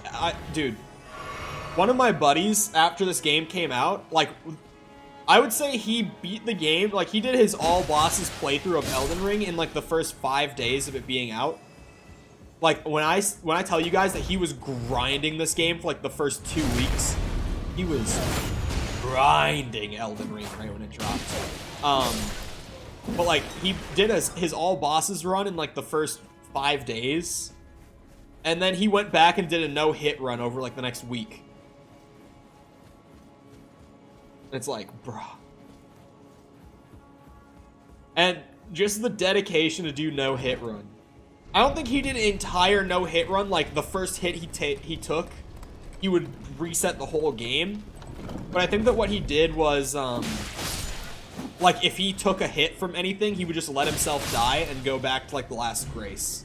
I don't think he did, like, full reset on the first hit. I think he just did, like, if you get hit, you have to die and go back to grace or whatever. Straight fishing for RNG. It kind of seems like... There's a lot of games like that, though. But, like, doing no-hit runs for the entire way through... Like... Just... It's not even entirely a skill thing. Like, there's so much extra chance to it. Like... Dude. I feel like even a no-death run would be pretty rough. Unless you were, like, grinding and you had already beaten the game, like, a handful of times. At least for me. Like, I've played, Souls 1 twice now, like, the whole way through. I haven't done New Game Plus, but I've done 2 different characters. And I don't even feel like I would want to attempt a no-death run yet. Just because, like, unless I grinded to make sure that I was ahead of the curve all the time, I would just probably take, like, a random death that I didn't even see coming at some point. And I would just be so upset. I've got my, my plate full as far as, like, challenge runs in games. Because right now, I'm trying to, this is in my free time, but I'm trying to get double S ranks on every mission of Devil May Cry 3 on every difficulty. Because their, like, total rank sheet has, like, your best rank you've gotten on every mission, on every difficulty, all, like, laid out in a table. And I want to fill the whole table with double S ranks. And if you're not familiar with Devil May Cry 3, the ranking system for the missions has 5 criteria that you get judged in for each time you play through it. It's like there's a time limit that you have to complete the mission under to get an S rank in time. You can't take a single point of damage to get an S rank in damage. You can't use any consumable items to make the game easier. There's like 5 criteria. Oh, you have to keep your combos, like, really high and consistent the whole way through to get the stylish criteria S rank. And you have to S rank all 5 criteria to get the double S rank on a mission. And there's 20 missions and 5 difficulties. So it's 100 missions of, like, perfect play to fill that whole sheet out with double S. So that's been my, like, skill-based challenge I've been chipping away at for the last, like, month or so off stream. It's been super fun because I love the game. It's a super hard game. Like, super hard to play at that sort of, like, level to get the double S ranks. But, like, it's such a rewarding game to finally pull off those runs and get the rank at the end. And just, like, slowly seeing that whole table fill out with double S's, it's so satisfying. Like, I've been loving the hell out of doing that. Very, very fun game. If you've never played a Devil May Cry game, I highly recommend it. And a lot of people don't like this recommendation, but this is my thing personally, is like, if you're gonna play the DMC games, I highly recommend, like, as strongly as I could recommend to you, that you play them in release order and don't skip any of them. Because the mechanics and just the combat depth in those games, it's so deep in the later entries. And, like, they genuinely work their way up with each entry. But, like, even still, if you play them through in release order, they still feel overwhelming pretty much every time you start a new one because of all the new mechanics. Like, and how much more deep each entry is than the last one. The only exception to that, though, is the reboot. The DMC reboot is very dumbed down compared to, like, 3 and 4, which came before it. The reboot's still fun. I don't hate the reboot anywhere near as much as, like, the rest of Devil May Cry fans do. But it is a lot easier, and it has way less depth. I played one of them on Xbox 360 when I was, like, 7. The worrying part is that that was probably the reboot. It could have been 4, but I would assume it was the reboot. But hello, Erica. How's it going? I think Elden Ring is the game for me, at least in this century. I doubt any new game is going to top it. I don't know. I feel like I say that a lot with, like, games that I discover. I'm like, damn, this is the game. This is the best game I've ever played. And then something comes out, or just I try something new, and I'm like, god damn, this is the game. At least me personally, I do that a lot, where I'm just like, this is my new favorite game ever. It just has to, like, either wear off over time, or I just have to find, like, a new release that tops it. One or the other.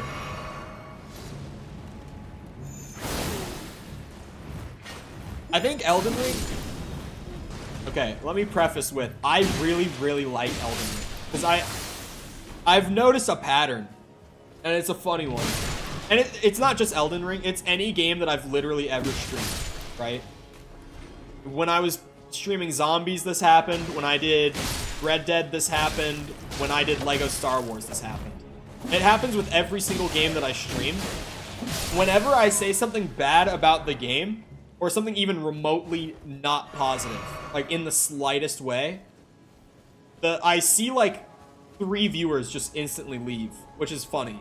But anyway, I will preface by saying I really like Elden Ring, but I don't think I've ever played a single 10 out of 10 game in my life, and I don't think Elden Ring has changed that for me. Because when I think of 10 out of 10, I don't think of it as being absolutely perfect, but I think of it as being a game that you play that you are like, this game is so amazing that every other game should strive to be like this one. And I don't think I've ever played that where I'm like, games from this point on should try to emulate this game's success. You know what I mean? I basically just played League, so most things are kind of great from there. From what I've heard, true. I still, at this point in my life, have never played a single match of League. And I've been told that that's a good thing. So I plan to keep it that way.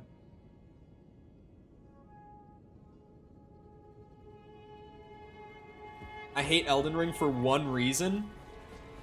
His reason is going to be that I'm not streaming KOTOR because of it. It's literally going to be his reason. League stream when? I don't think...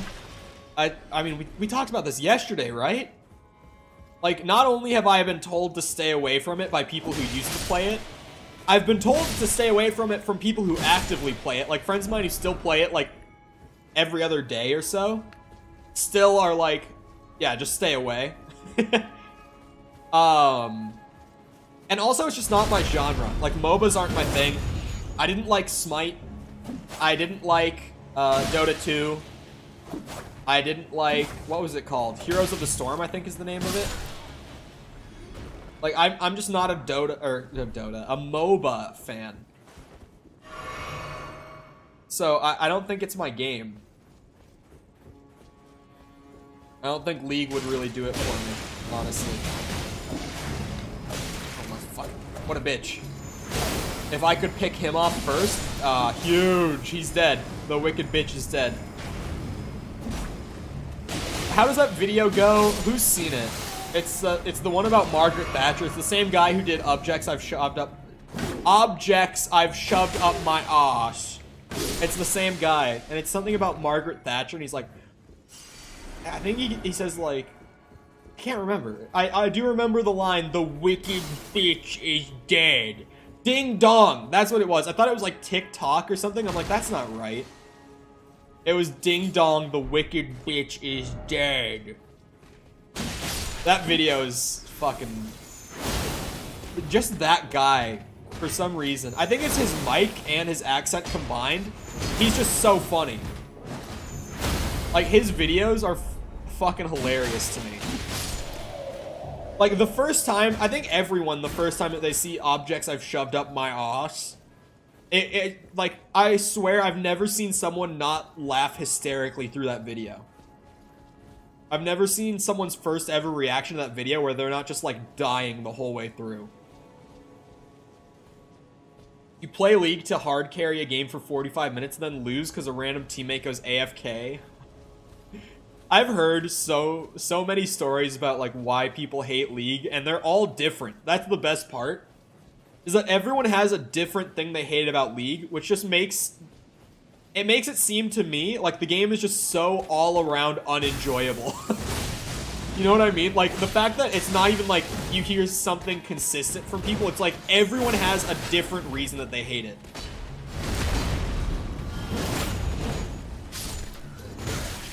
Oh, oh, fuck off! Haha. No range. Ow. No bitches. No maidens, sorry. I talked about it right after State of Play happened, but this is just the perfect opportunity for me to bring it up again because I'm playing a Souls game right now and Bloodborne came up.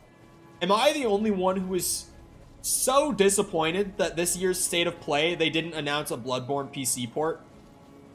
Like, we know that it's coming. At least if you don't know, Sony maybe like a month and a half ago, actually no, it was a little longer ago than that, I think. I don't remember how long, maybe like 2 months ago roughly.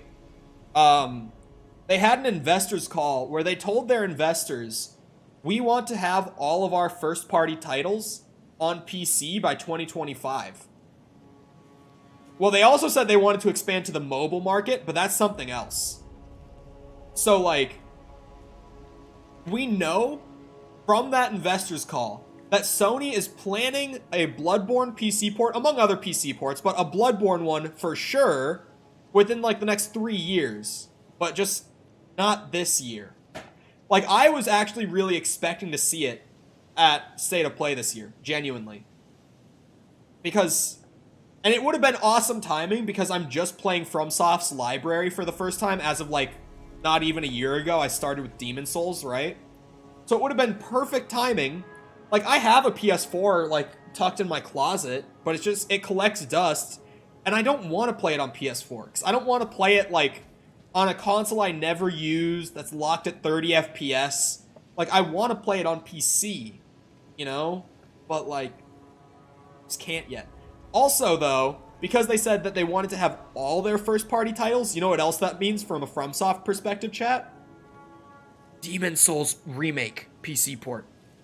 Just saying. Which actually got leaked a long time ago, to be fair. I don't know if any of you might remember this, but when when the Demon Souls Remake trailer first released, like the reveal trailer, at the very end, it said at the bottom of the screen, coming to PS5 and PC, and they, like, within 30 minutes, they took that trailer down, and then they put up a new version that just said coming exclusively to PS5. So we've known that a PC port has been planned for a very long time for that title specifically. Like, since it first got announced, they've been planning a PC port. It's just a matter of time with that one, too.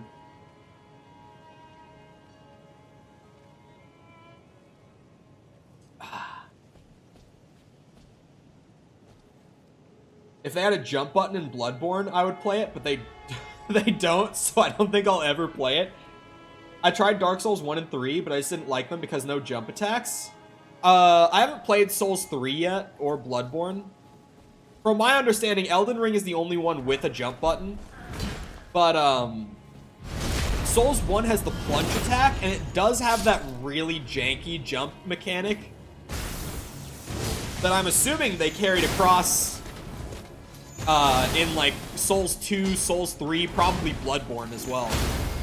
But, like, honestly, the jumping mechanic in Souls 1, if they did carry it across, it's just bad. Like, I can be real about it as much as I loved that game. The jumping is shit. Like, it's really bad. Like, it is so shit.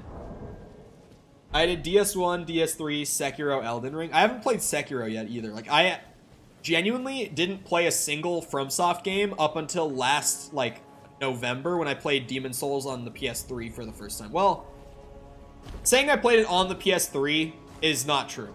I bought a PS3 disc off of eBay, and I put it in my disk drive on my computer, and I played it on a PS3 emulator, which was really hard to set up, admittedly. But I did that because I wanted to play it at 60 FPS and 1440p, not like 720, 30 FPS. And can you blame me? Like, I did buy a copy because I don't like pirating games, even when I'm emulating them. I just feel like such a dick. Like, I feel like a shitty person if I pirate a copy of any game, genuinely. Unless it's, like, a game that's old enough and the license is gone to where developers aren't getting money for it anymore for sales, then I'm cool with it. Like, if you're gonna play the original RE2 in, like, the modern year, it's like, I can't even blame you for pirating it because, like, the devs aren't even gonna get the sale money anyway. So, like, nobody cares if you don't buy a legal copy of RE2 Classic at this point, you know? Also, why one of these? But Demon Souls, I actually looked up, like, when the game's license runs out, and even the PS3 original, the devs at FromSoft are still getting, royalties from purchases, so. Well, at least the devs that are, like, still there from that long ago are still getting royalties from that game.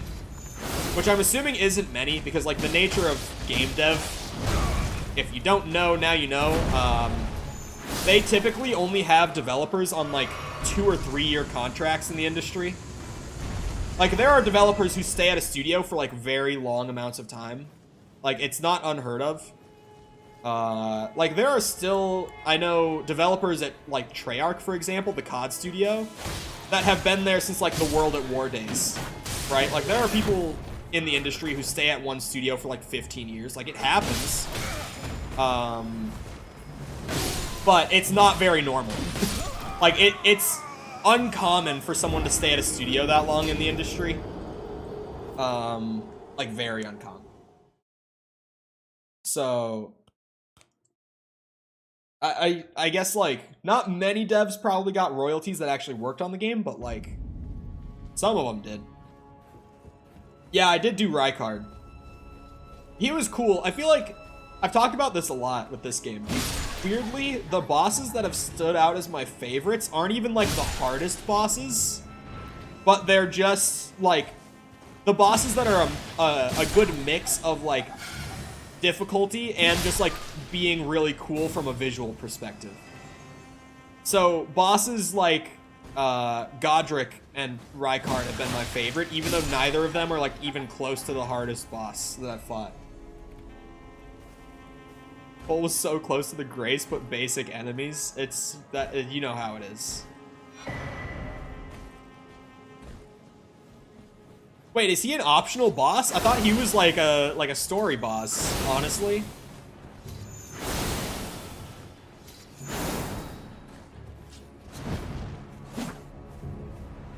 I died. Yup.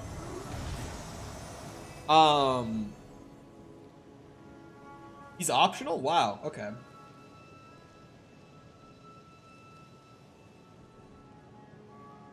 Wait, what? Oh, you're asking if it's his first time fighting. He's a shard bearer, but you don't have to fight him. Okay, interesting. How many remembrances did you guys say were in the game in total? Didn't you say 5? Didn't you say there like weren't actually that many remembrances throughout the game? Required was super easy for me because I didn't fight. Oh, 15. Never mind. I had it in my head that there were like 5. Never mind.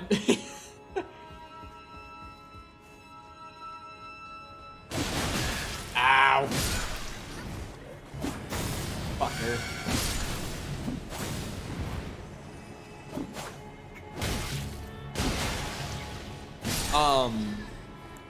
I mean, what level was I when I did Rykard? Like maybe 80, 85? I don't remember exactly what level I would have been.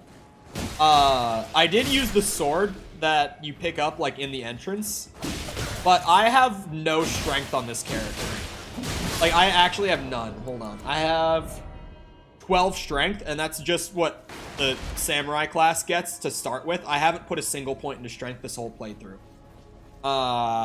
So I got no damage scaling on that sword, but even then, like, I didn't think he was that hard just because he was so slow. Level 30, my boy. Can't be doing stuff like that at level 30.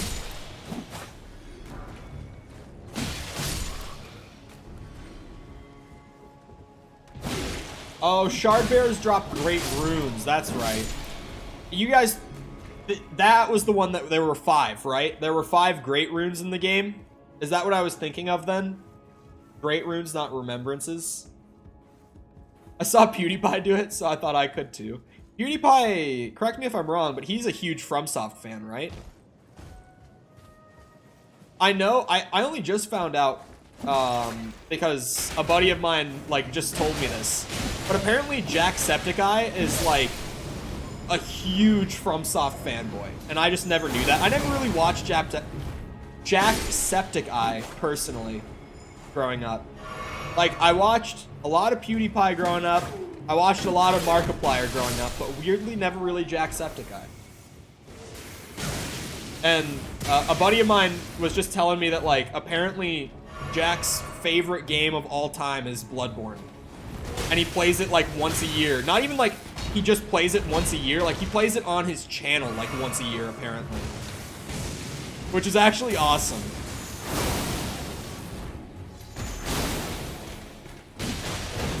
Ow. Fucking bitch.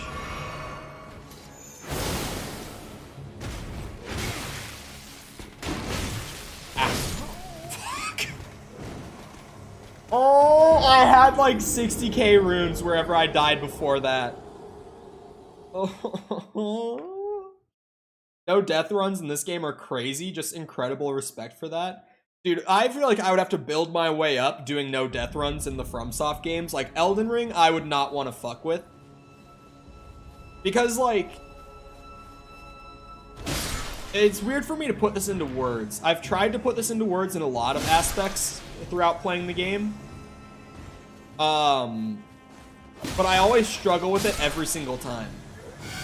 I feel like Elden Ring, at least compared to the older FromSoft games, for like the people here who have played the older ones, like I mean the older ones, because I've only played Dark Souls 1 and Demon Souls other than this one.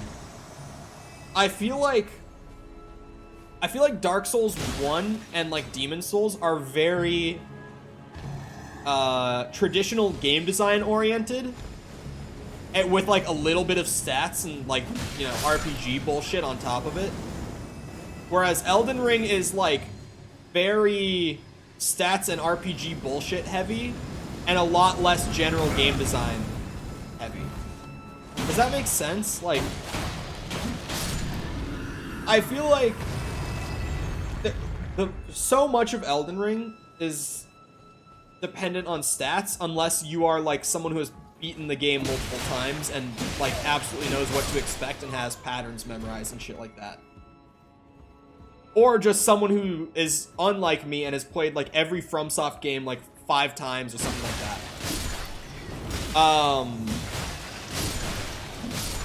like, I feel like Elden Ring has a very different design philosophy to the older games. And in that similar sense, like, I feel like the older games would be very reasonable to do no death runs in, but Elden Ring seems so daunting. Weapon upgrades might be... I mean, yeah, I don't mean stats just as in, like, literally just your attributes. I mean, like, everything. Like, you know, your equipment stats, your attributes, like, all of that stuff, right? Like, I feel like doing no death runs or, like, hitless runs in the old games seems like a difficult yet very, very doable challenge. But in this game, it seems like a near impossible challenge unless you, like, dedicate yourself to this being your only game that you play for a long time. Yeah, like, I think it... Like, I've mentioned the scale a lot. And I know that a lot of people disagree with me. And my buddy who, like, this is his new favorite FromSoft game since it's come out, he really disagrees with me on my take that I think that Elden Ring's scale has almost made it lose a lot of its, like, FromSoft identity, at least for someone like me who's only played the older ones. Like, they seem like such vastly different experiences, and I think a lot of that is just because of the scale of the game. But also, there are bosses that, like, or just, like, bosses and enemies that I feel like would completely lock me out of, like, a no death or a hitless run. Especially a hitless run. But at the same time, still even, like, a no death run. Hold on, chat. Where is it? This ruin? What's the boss here? It's also a standard enemy. What is this thing called? The ruin right next to EG? The boss that's down there. What is that thing? What the fuck is that thing? Someone's gonna know the name of them. You're banned on COD? What did you do to get banned on COD? I feel like it's a hard game to get banned on. Like, they don't even ban the actual cheaters in that game. Describe it. Comes up out of the ground, has a lot of limbs, absolutely just flails, fucking swings and attacks everywhere at rapid speed and never stops.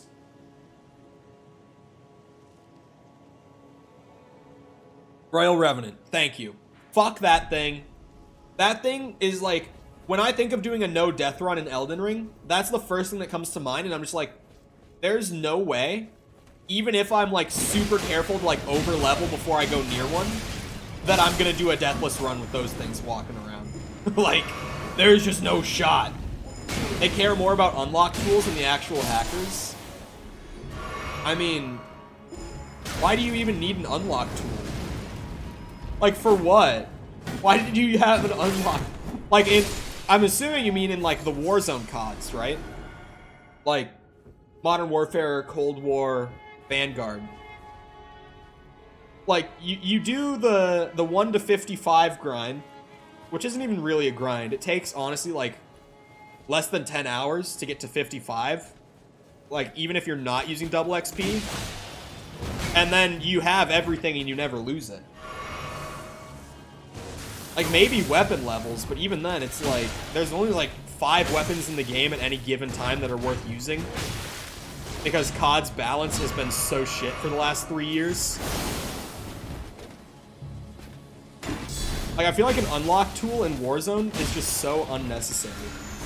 Or even the CODs, like, that are attached to Warzone. Like, why even use unlock tool? The only thing that I can kind of see an unlock tool for, that I've seen, like, people who have it, and it is actually kind of dope, is, like, crossing over the mastery camos. So that, like, people who get, like, Damascus can use Damascus on, like, Vanguard guns and shit. Like, that's the one thing that I'm like, that would be an awesome feature. I don't know why they don't let you do that. But,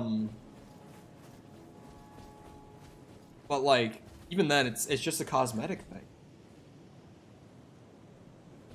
Open world is a very large contrast to the crafted, mostly single-track games of the past. You can find similarities in the larger dungeons like Stormvale or Leyndell. I'm about to give Margit a go on my level 19 playthrough where my character, Dave the Plumber, is about to become Elden Lord using a gamer strength dex build, quality build. My old account got hacked and lost all my mastery camos. I unlocked Obsidian. Oh my god. He is a camo grinder. Do you have used an unlock tool to get the camo? To use the camos he's already unlocked? He can't use his camos because the devs just aren't doing anything about fixing bugged camos? What? Like, he has the mastery camos from, like, MP, but for some reason in Warzone he can't use them? Is that what you're saying?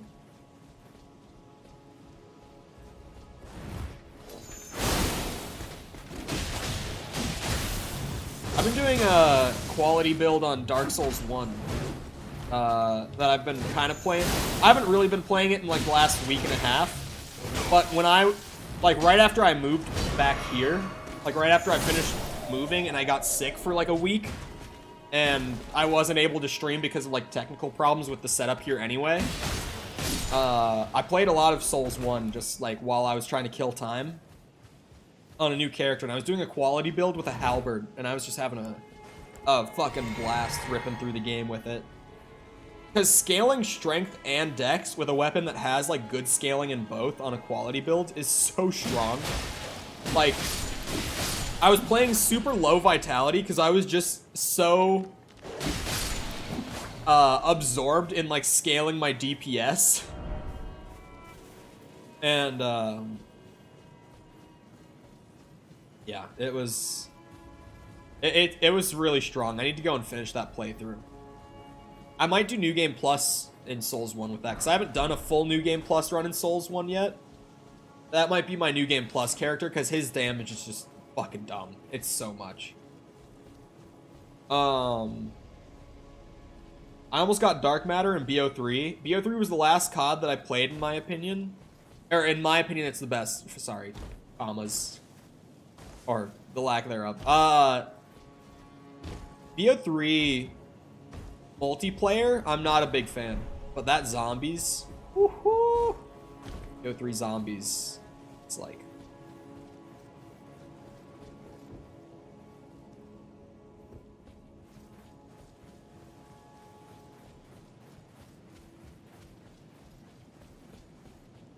My Elden Ring character is named Beef Supreme. Beef Supreme. BO3 zombies, just so good. Not the best zombies, though. I'm dying on the hill of... For my COD fans out there, at least if you're up to date with COD. Also, if you don't have the context, because a lot of people on my YouTube are newer since I moved on from it. But, and by that I mean, like, the vast majority of people on my YouTube don't have the context for this. I did COD Zombies as, like, my game, content-wise, up until last December. So I was a Zombies creator for years, up until, like, this year, literally, like 6 months ago-ish, 7 months ago when I left. But Cold War Zombies is the best Zombies game in the franchise. I won't be told otherwise. I just won't. It's not my personal favorite. Like, BO3 is still gonna probably always be my favorite one, personally. But Cold War is the best Zombies game, design-wise, that we've ever gotten. Smile. I will die on this hill. But yeah, I'm actually really excited to play the new Vanguard map. Because honestly, I've been saying it since Vanguard came out. Like, and just for context for people who do, maps not really, I will agree. Because I think the map design is like only really on par with like BO1 maps, right? Like the map design in Cold War isn't really anything extraordinary. Oh my god, I'm back here. But the base gameplay is so good, and Outbreak did such an amazing job at bringing multiplayer and Warzone players to zombies. Like, we know from stats that got released that Outbreak had more players than multiplayer did throughout, like, the second half of Cold War's lifespan. Its year. Outbreak had more players than MP did. And Outbreak had more players than round-based zombies did as well. Zombies actually, like, swept the player base in Cold War. Between round-based and Outbreak. But Outbreak was, like, the key to bringing in all those new players in the second half of the year. Design-wise, like, you have 4 round-based maps that, none of which are bad, none of them are amazing by any means. Like, they're all, like, B-tier maps, except for Mauer, which I would say is A-tier. And actually, I would say D-Machine is A-tier as well. They don't do, like, anything crazy to stand out, but they are just, like, really good. Like, they might not have any crazy gimmick that, like, makes them stand out, like, phenomenally compared to the rest of Zombies' catalog, I meant to say. But they all are just good. Firebase, in my opinion, is kind of boring, but, you know, Forsaken's unfinished, but it plays well. Forsaken is horribly unfinished, but it plays well, at least. But, like, Cold War, design-wise, it's just, like, the best at giving older players a new spin that's honestly really fun, mechanically, and also introducing, like, multiplayer and Warzone guys into zombies and getting them hooked. Like, Cold War Zombies is actually really, really good. And for some reason, like, old school Zombies players just shit on it the whole year, and I don't get why. Oh, am I dead? Fuck me. That was fast. But yeah, when Vanguard came out, I was on record a lot saying the game isn't terrible. The game just wasn't ready for release. And I still stand by that. And the worst part is, the game will never reach its potential because they had Treyarch's, like, C team working on Vanguard Zombies in the first place, right? Like, they didn't bring on the Cold War Zombies team to work on Vanguard. They brought in, like, a very, very small group of, like, junior designers to put together Zombies who were from Treyarch for marketing purposes. But, like, it wasn't the same team that did Cold War Zombies like we were led to believe in the marketing. Which is unfortunate. Because I think if Cold War's team had actually fully been dedicated to making Vanguard Zombies, it probably would have been really, really good. But I think that it has a lot of good ideas. And it had, like, a good base to work off of. It just needed more resources and more time in the oven. Right? Like, it's just really unfortunate that it got pushed out the way it did. I even said back when Vanguard came out that I thought Zombies should have gotten delayed to Season 1 just on its own. Like, you can release the game, but the Zombies mode should have been pushed for, like, another month or two. Just so that they could, like, polish it up, add the last few things and they needed to, and then get it out there. We would have had a much more positive reception. I don't think the community would have, like, loved it and welcomed it with open arms by any means, because, like, that's just never going to happen again for the old school Zombies community. They are literally impossible to please at this point. But I think it would have had a more mixed reception rather than just, like, a purely negative reception. Anyway, I think Shinonuma, or Swamp of Death, as they're officially going to title it for Vanguard when it comes out on Tuesday? Tuesday. It's Tuesday that it comes out. Wait, no. No, it is Wednesday. It comes out on... It is Wednesday. It comes out on the 22nd. So 3 days until we get that. I think that this is the best chance we have at getting a good piece of Vanguard Zombies content. So I'm very excited to see what the team can do. They've been given a lot of time, and I know from the couple connections that I have over there that the Zombies team has been working their asses off to try to make something that the community will actually like and be able to get behind. So I am really looking forward to checking it out, and I hope that they can pull it off. From what we got in the blog post, like the details that they explained the other day for how a lot of the systems and mechanics are going to work, as well as just the screenshots, I think that it sounds like it's going to be fun. I think that the screenshots look really, really good. Like, just visually, they look appealing. I'm excited to play it. Genuinely, like, I am very excited to play it. I didn't stop playing zombies. I just choked. We're going. Round table, we're going. I finally have found a Somber Stone 6. Holy fuck. Oh my god, dude. How long have I been trying to find a Somber 6? I need to do better than this. This will never kill a god. I can do better than this. It needs to slay a bloody god.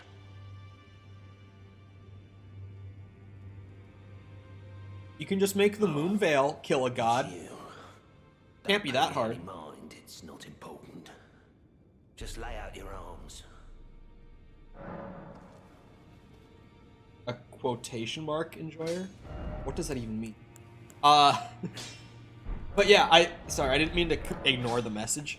I agree that not ready for release is something that I have to say way too often nowadays. Like, the amount of games over like the last couple years that I've had to say, like, the game isn't bad, it just wasn't quite ready. Like, I say it way too often, and I'm honestly, like, I wish that it wasn't the case, you know?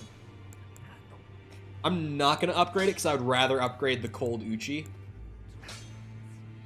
But got it up to plus 15. Chat, you guys said that Moonveil maxes out at plus 8, right? I think someone said that at some point, that Moonveil maxes at plus 8. Because apparently the Somber Stones only go up to Somber 8.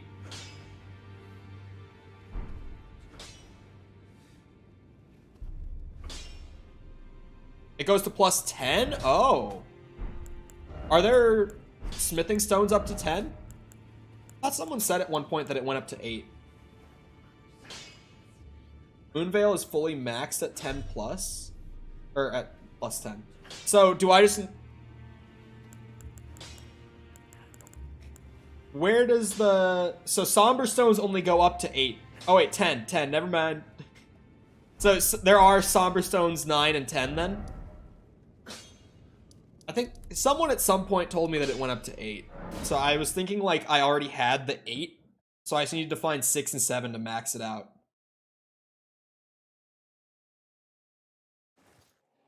Oh, it's the normal smithing stones that go to 8. I had thought that it was the somber ones. That might have just been a cold, dumb moment, honestly. Like, that one actually might have just been me misinterpreting. Oh, okay. Yeah, I had thought that, like, once I got the 7 now, that my Moonveil was going to be maxed, because I already had the 8 in my inventory. But never mind then. We still got a bit more to go for maxing this thing out. But an upgrade to Moonveil, oh my god, is good nonetheless. But yeah, I remember hearing a ton about how bad the performance was, like, actually at release for this game on PC. And it's still not great, to be fair. Like, it's... compared to what I heard about it at launch, it definitely seems like it's been improved a lot. But I would by no means say that, like, performance is fixed on PC. Because I'm on medium settings on an i7 and a 1080 Ti, and I'm stuttering, like, big stutters, like, fairly often. And it runs perfectly smooth outside of those random stutters where the game just, like, freezes up. Mostly particle related, from what I can tell. But, performance still isn't quite there. Still isn't quite fixed on PC. It seems like the PC port wasn't quite ready for Elden Ring, just because it wasn't quite optimized yet. And it's even like I said, it still isn't quite optimized yet, but it's always a possibility that like this is as good as the optimization's gonna get, either because of the engine or just the nature of the assets they use. Like, there is a genuine chance that this is as good as it's gonna get on PC for performance optimization. Are they still using the same engine as like the original like Souls games? What the fuck? Acquire oh, it's stones. Okay. I was like, I keep just randomly seeing it. Like, I'm not even seeing what material I'm supposed to grab. It's just that the stones blend in. Got it. Jump down there. I'd rather go down the ladder. Get the bot! Kill it! Kill it! What was that? Oh my god. Oh, it's just one of those. It just looked so much bigger and scarier. True. At least the game is fun. Because, like, bad games with shitty performance are just all around, like, you just don't even want to play them. Damn. How do I get up there, huh? Gonna shoot me from that perch and not actually let me up? Huh? Let me up. Fucking shit. Oh, I should probably say it because I haven't said it like since the very beginning of the stream. But if you are enjoying the stream and you feel like doing me a favor, feel free to go ahead and leave a like on it, because it just ends up sending the stream out to more people's like recommended and everything, and it pushes it up further in search. So it actually does help a lot more than people think, and I would really appreciate it. That's all I'm saying. I just forget to say it. Like, I constantly forget to remind people to like the stream because I spent so long on Twitch that I still haven't been able to form that habit since coming over to here. I don't gotta ask for likes on Twitch. There's just no discoverability on there, and you just accept it. On YouTube, at least there's a way to, like, consistently boost your discovery. That has been the best change from Twitch, is that, like, on YouTube...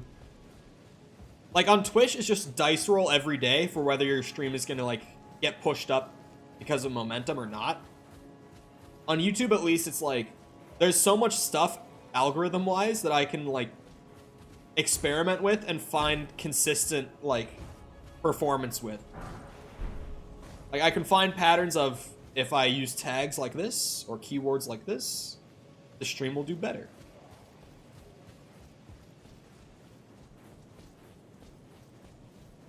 Discoverability also seems lackluster for live streaming.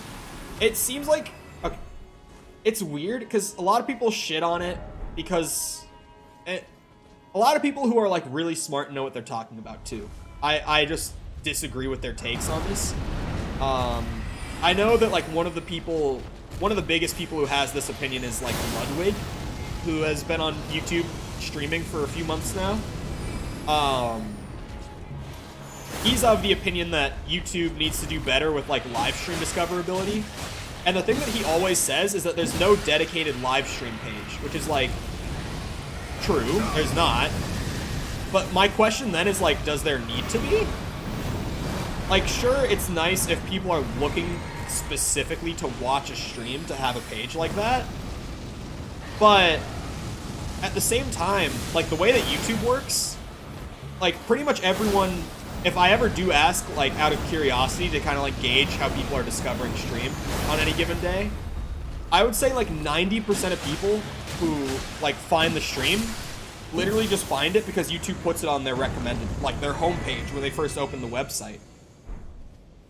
So it's like, do we really need, like, a dedicated live stream page if I'm just getting put on people's homepage? Like, honestly... If I had to choose between getting put to, like, the same homepage that has all the videos on it, or put on a dedicated live stream page, I would take the homepage with the videos any day. Because everyone on YouTube looks at their homepage. But, like, a smaller portion of YouTube's viewership will be actively seeking out live streams. You know what I mean? Like, it almost seems way better to be on the homepage than on a dedicated live stream.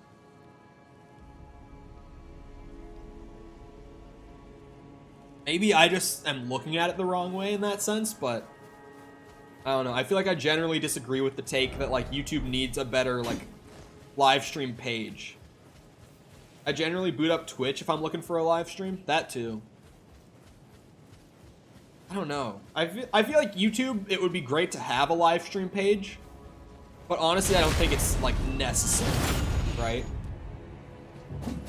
They'd make it so you can't even get recommended to the homepage if you go on the live streaming page. That's what I'm saying. Like, knowing the way that YouTube works, if they did make a page like that, they would probably completely separate the two algorithms between live streams and videos. And I think that would be way more detrimental to streaming discoverability than, like, not having a stream page. In my opinion. Like, it almost seems better. Because, like, when you say, like, I go to Twitch to watch a live stream, right? It's like, that's true, and that's a good point. But even with all the people who go to Twitch to watch live streams, like, you have to realize how much bigger YouTube's general audience is. They're just like, in terms of total registered accounts, I think Twitch has like 200 million total registered accounts, and YouTube has like 2-point-some billion total registered accounts. And YouTube also has, like, I think roughly 6 times the amount of daily users that Twitch does. If not more than that. Like, 6 times even seems low when I say it out loud, if I'm being real. I think that YouTube's discoverability for streams is honestly, I wouldn't say perfect, but, like, I'll take anything after, like, the way that Twitch was when I was on there for years, right? Like, I'm just so used to not having anything that what I do have on YouTube already seems, like, fucking fantastic to me. I'm just like, I don't think this even needs to get changed. I'll just take it as it is. Okay. Moonveil with the extra upgrade is now even more broken. And I love it. Why is this katana so busted? Well, that's a cool mask. Probably. I feel like I could fit my armor, maybe. Hold on. Where is it? Where the fuck is it? Am I just blind? Oh, there it is. I mean, it kind of fits. Hold on. Does it get any, like, cool benefits? Oh, wait. I just removed it. I feel dumb. Increases strength? No. Give me back my fucking samurai helmet. I'm rocking the starting gear all the way at this point. I'm not. I'm gonna change it. I just need to find something that's, like, particularly, like, yep. Yep.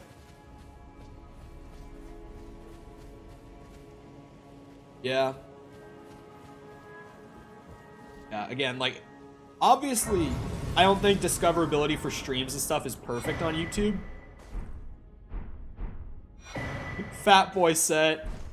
But, like, coming off of doing, like, 3 years of Twitch, I will take every bit of what I can get on YouTube as it is. Wait, I didn't want to pump that. Intelligence. That's level 100. Onion? Oh. I was like, why does it look familiar? It's the... It looks like a recolor of Siegmeyer's armor from Dark Souls. Hold on, where was it?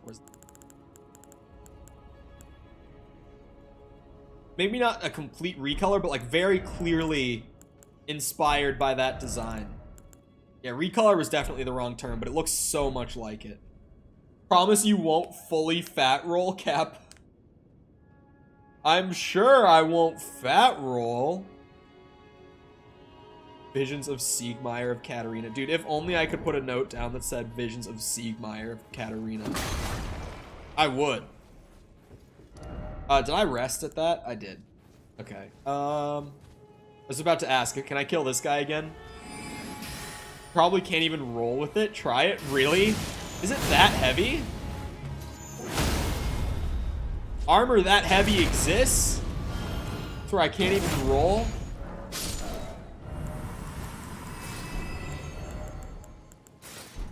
Very easy to find it. All just at the very, very bottom. I can't even roll with it. I just waddle around and can't roll. Hold on, what's my equip load with it? Oh my god, I'm overloaded, that's why. Damn, I even have like 20 endurance. Wait, where's the samurai stuff? There it is. I felt like I had gone past it. I honestly, like, outside of a couple of edge cases, I haven't even felt like I need more defense out of my armor. Like, genuinely, I feel like if I just wore, like, a super heavy defense set with the 40 vigor, I would be a fucking tank. Unless, like, your armor defense just doesn't really affect anything. But it actually just doesn't feel like I need more defense than what I have. Whose main stat was endurance?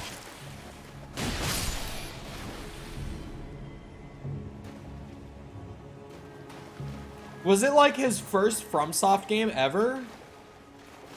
Is that a viable thing to do?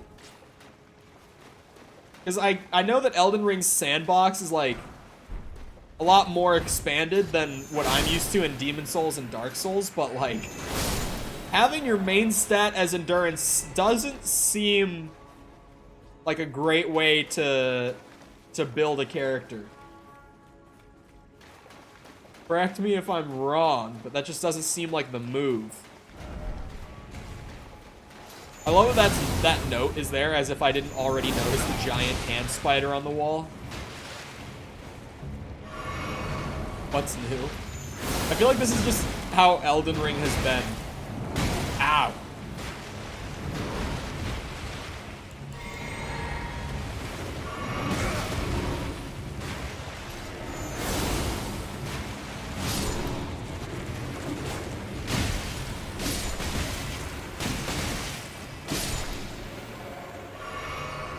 Getting there. Oh, that's right. Fucking Finn said that he was waiting for 420. Uses a shield and spear? Oh, okay. That... I want to do, I wanted to do like a shield and tower, or like a tower shield and spear build on Demon Souls, but I haven't gotten around to doing it yet. But like Demon Souls shields are so broken because like it was the first time around, so they made them like way too good. So like a tower shield with a spear that could like, you could just poke while you hold the shield up, seems so broken. In that game especially. I want to try it, like badly.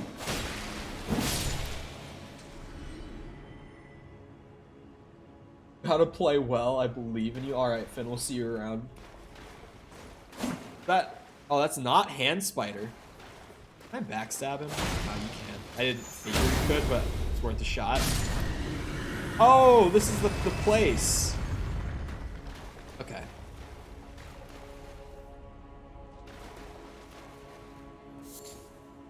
Damn. Yeah, there's also the, behind? Might have already killed it, I'm gonna be real.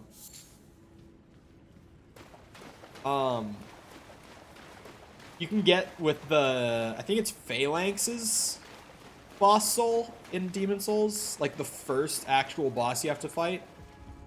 You can upgrade a spear into like a unique called the Scraping Spear, and its like unique property is that the more that you hit enemies with it, the more it reduces their defense until they die, or you die. Like, essentially until a new instance gets loaded, their defense gets lowered by a bit every time they take a hit. So, like, being able to hold up a tower shield and attack while you're holding it up and break away their defense with every hit, it seems like it would be a very broken build. It seems like something that would be fun to try. Probably, like, a lot slower of a build than what I'm used to, but it seemed like it would be really, really fun to play around with and give a shot. That'll probably be the next, like, the next time I decide to start a new character on Demon Souls, which who knows when that'll be, but next time I do, that's probably what I'll play with. because I'm really curious about trying that out. It just seems like those things would pair so well, like being able to always hold up tower shield and break defense with every hit. Or I guess not break, but chip away at defense with every hit. Seems very good. Okay, this is back where I was. Can't remember who told me that this area was going to be confusing, but they were not. How do I get that gate open is my question. I'm trying to find what that... There's like a lever somewhere in these sewers, surely. We'll just pop that open. Maybe it's not even in the sewers.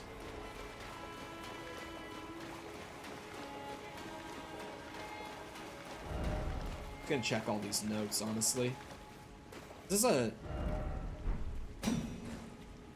That looks so odd. Like, that looks like it's a hidden wall. Or illusory wall.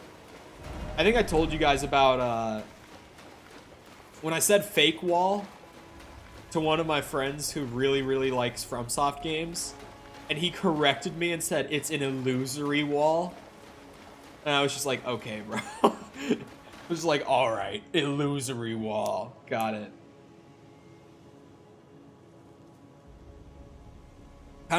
I felt the same way when he did that to me as, like, when I first started playing this game and everyone was like, it's not a bonfire. And I was like, okay, yeah, sorry. Not a bonfire. Definitely not a bonfire.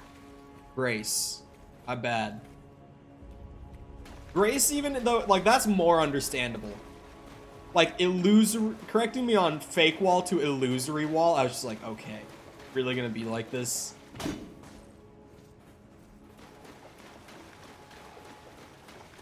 Rest at bonfires and collect souls. Souls, like, I've been able to start saying grace instead of bonfire, but souls is so burned into my brain. Like, every time I'm like, oh, I bet if I kill this guy, he'll give me a bunch of souls, and then I'm just like, oh, my bad, runes. Like, I say it and I immediately realize every time, but souls is so, it's because souls makes so much sense in terms of just like how it is mechanically, right? It's like you kill an enemy and you take their soul to get stronger. Like, that just makes so much sense, like, in universe. Like, runes make some sense in universe, like, with the rules that we have. Like, it makes sense. It's not like it doesn't, but souls make so much more sense. Like, it's just so intuitive to be like, oh yeah, kill an enemy, little stuff that flies out of them is their soul. And you use that, you absorb that to become stronger with each kill. It's like, it's just so intuitive and makes so much logical sense that it's been, like, impossible for me to get it out of my head as being souls. Oh my god. What the fuck? They have, like, lightning grenades now!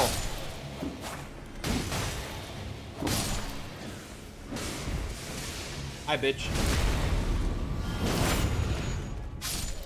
Oh, that guy's got a whip? Holy shit. I haven't tried a whip at all, but, like, that looked fun. Are whip builds viable, chat? Anyone know if whip builds can be any good? Might have to try one sometime.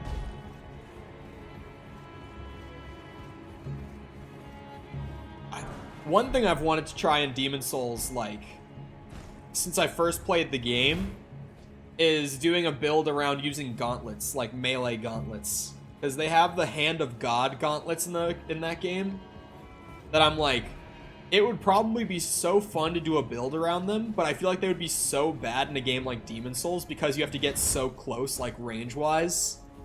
Like, it would be really hard, like, or probably, to actually do a build with, like, melee, like, straight-up punching enemies, you know?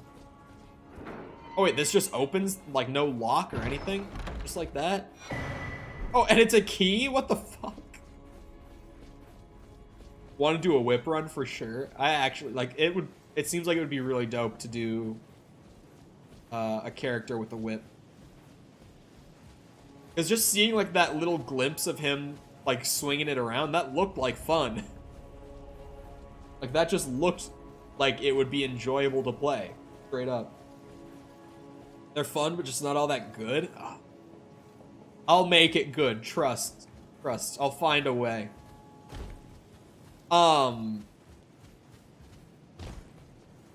Same friend Owen, who, like, Elden Ring is his favorite game. Dark Souls 3 was his favorite game of all time before this came out and replaced it. Like, big FromSoft fanboy, but hasn't played most of the games, weirdly. He recently, on his PS5 that he got a few months ago, tried to play the Demon Souls remake, and he got stuck in the second area. And he has just been like, bro, you gotta make me a build. You gotta make me a build. And I'm like, all right, bro, sometime you just tell me what you want, I'll make you a build. He's never gotten back to me on that. I've just been like, you want to play like a two-hand? You want to play with a shield? You want to play magic? And he's like, I'm not really sure. And I'm like, okay, well, just tell me sometime, and I'll figure something out for you. If you need a build from me to get through it. Which he... Yeah, he only asks me because he knows that, like, making builds is consistently my favorite part of playing any RPG. And that is something that has been a trend for me ever since I got addicted to Path of Exile for the first time. And discovered how much I actually love build diversity in games and just replaying games over and over again, but trying completely new ways to approach them. Like PoE, getting addicted to PoE when I was a freshman in college is probably the reason that I ended up, like, getting my specialization in systems design. Honestly. Like, I think Path of Exile is literally the game that, like, made me realize how interested I was in that. And it came right at the time that I started school, so, like, perfect time to make me realize how interested I am in systems and all that. But he was telling me, like, a bit ago, he's like, make me a build in Demon Souls so that I can actually play without getting wrecked by dogs. And I'm like, okay, I'll do that for you. And then the other night, I was brainstorming, like, off-stream content that I could do for, like, videos. And guess what he told me, chat?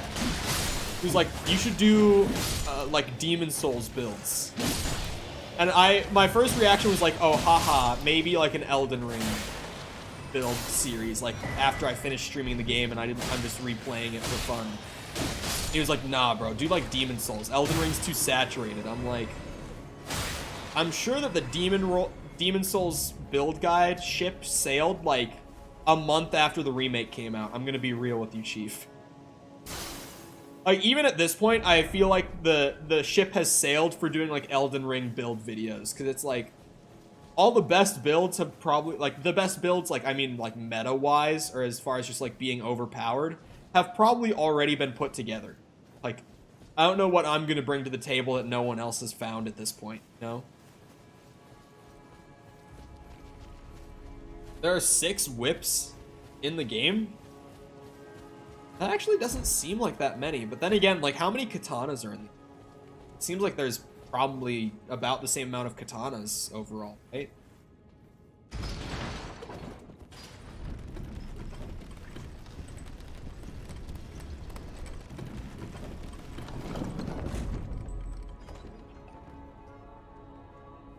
It's such a pain in the ass to drink out of a gallon of water while I'm streaming. Because I have to actually put the controller down and drink with 2 hands. I can't just, like, keep moving. I've said it so many times, but it actually is so annoying to me. That, like, I have to completely pause what I'm doing to take a sip of water out of the gallon. Because I can't, like, tilt it with one hand when it's a full gallon. It's just too heavy for my, like, wrist to do that. Without dropping it, at least. Ow. Why is there just a Crucible Knight here? 8 katanas? Okay. Not many more.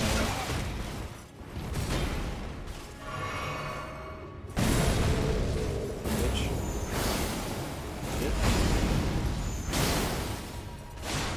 Oh, come on! No. Okay. Hero's Rune. Those have to give a ton. I gotta, at the next time I go to sit down at Grace, I gotta pop all my consumable runes, honestly. Because every time that I get, like, a big stash built up, Like this? Oh my god, I have such a stash. I randomly realized that I have it, and I'm like, oh, I gotta pop all those when I'm at the next Grace. Oh my god. Okay.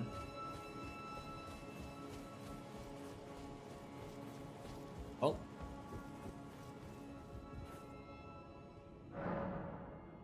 I think it does do more, but I think it's only like an extra 70 or something.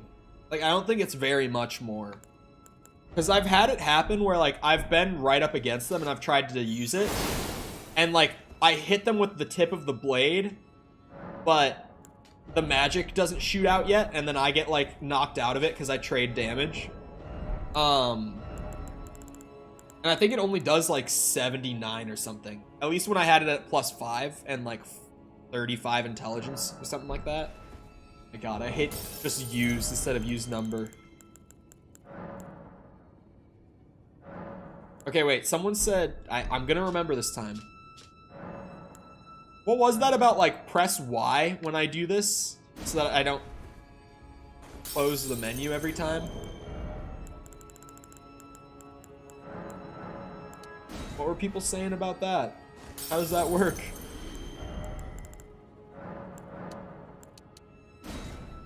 $14 of these.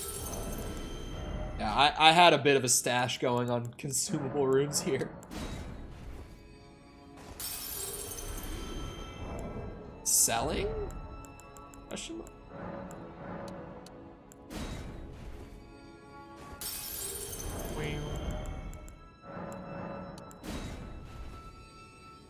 How many total is this gonna bring me up to? I'm curious. Let's pop in all of these. Let's see, another 10k there. This is probably like, what, 4k? 6k from those two. Wait, holy fuck, how many are these gonna be? I've got 8 of these. 30k! Oh, big stutter. 10k? What the fuck? I only had 2 of those. Oh my god. Now, the hero's runes. 15 from that one. What the fuck? 35? This one's a Lord's rune. An enormous abundance of runes. How many? 50 from one consumable rune. That's like the most I've gotten from any single boss, just from a thing I found out in the wild somewhere.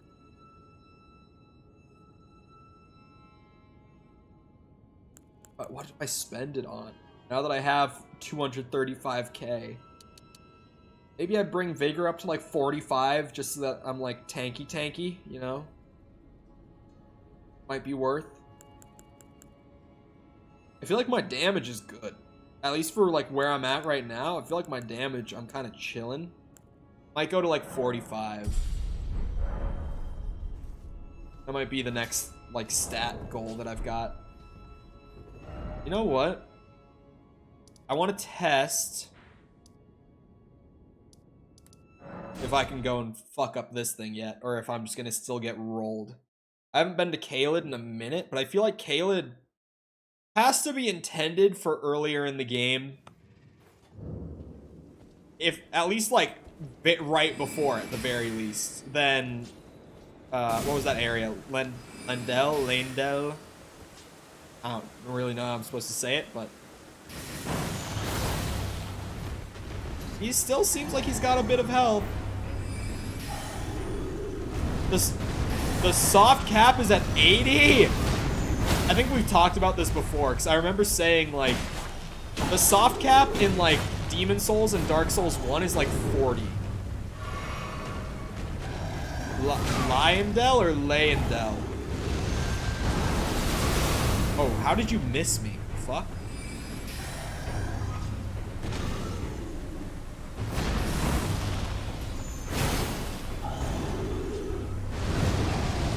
Oh, shit. Layandel? Layandel. I could definitely kill him now. I just have to actually, like, get his mechanics down. But he's actually, like, killable now. Like, the last time that I tried him, it was just, like, yeah, not happening. I just didn't have the damage output or the defense or anything. Sorry, I was just checking how much it costs me to level up now. We're up to 65k for my next level. Don't we love being over level 100? Did I just miss with that? What the fuck? Why'd you go up there? Rune pile.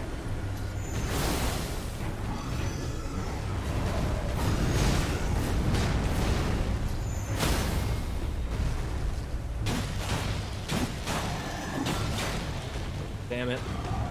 I really wanted to get frostbite on him.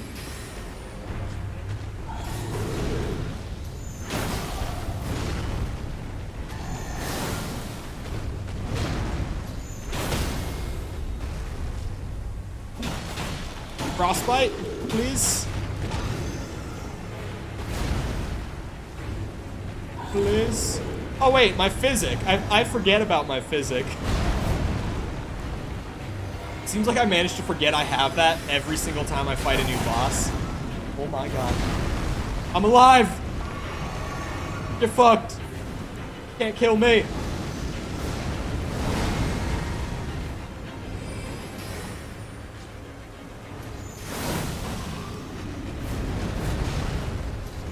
Jump. Oh, he went way too far. Welcome back. Get staggered, bitch.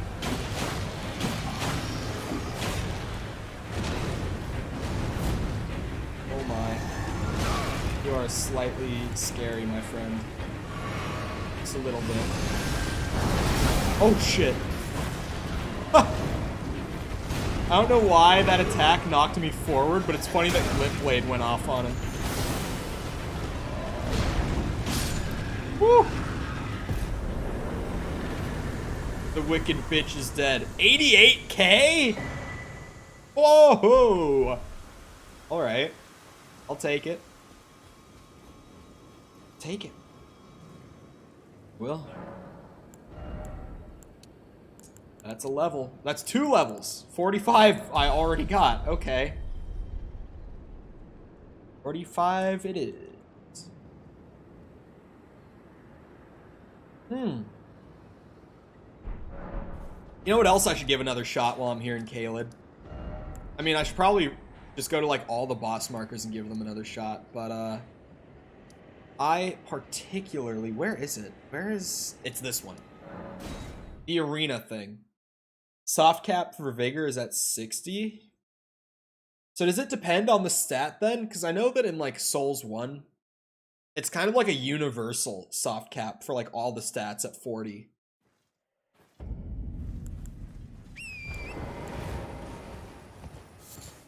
Well, I guess in Souls 1, you can get a slightly faster cast time with pyromancies at 45 dex. So, like, maybe it's not entirely universal, but, like, it's pretty universal in Souls 1. I don't remember how many souls these guys give.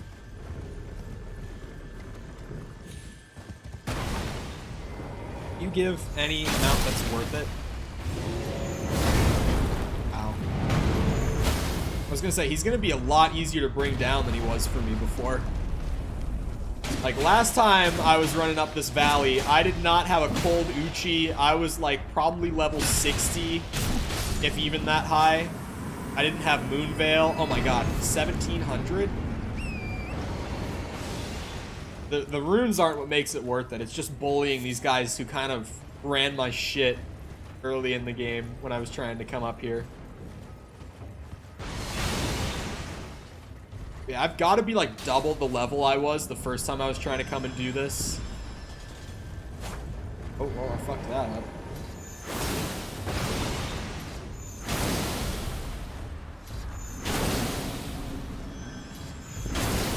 Wait, what the fuck? You still trying to use the bow?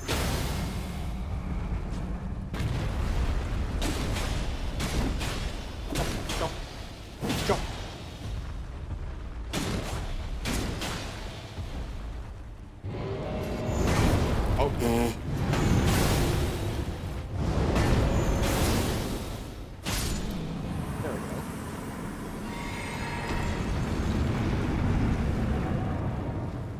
There we go. Nothing like bullying enemies that used to wreck you, right? Feels good.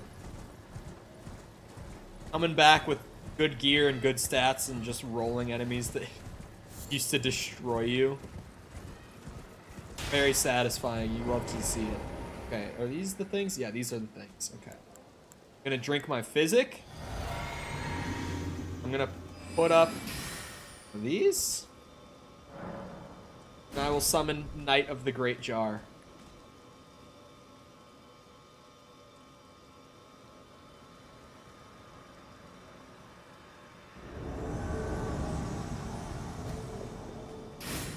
Ah.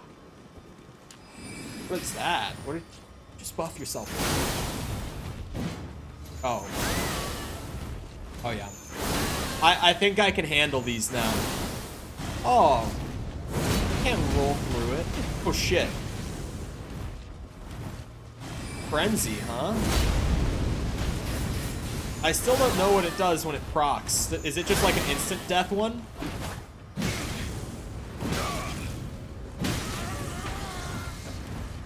Not Frenzy Madness. Oh no, it's just a damage one. Okay.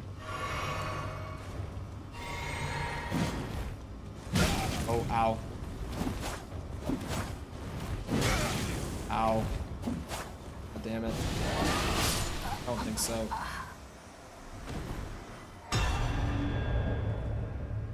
Okay. I mean, yeah. What does this Knight of the Great Jar bring to the table? I'm gonna run away and face away so that these don't fly through them while it's getting summoned. Oh. My dual katanas are better. Crust. You don't want the smoke. God, the stutters, man. What did you just buff yourself with? Oh, that's Moon Veil! I didn't realize that was a Moon Veil. Oh, wrong flask. Not bad, PM. Ow!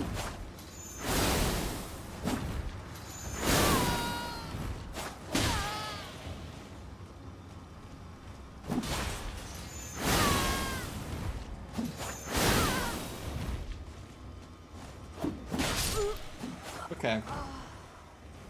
Yeah, I'm good. I don't even need the Moon Veil for the last one, hopefully. I didn't even look at what they had. Oh, he has sword?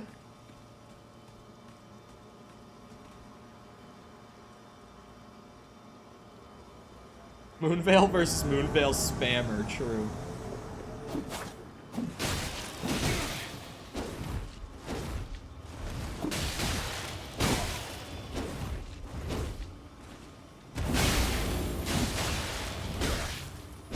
I also deal frost damage, you bitch.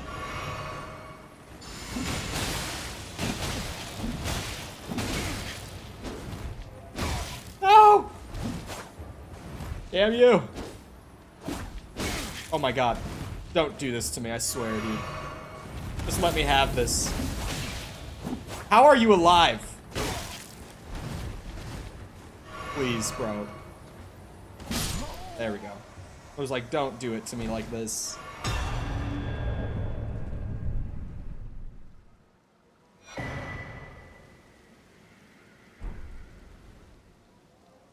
What? Is that a talisman?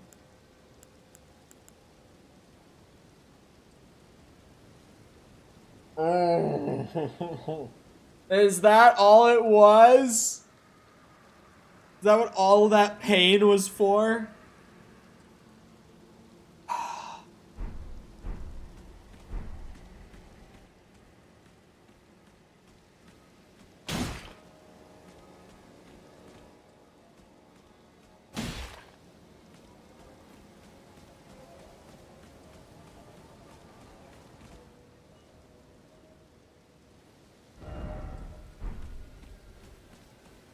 God damn it.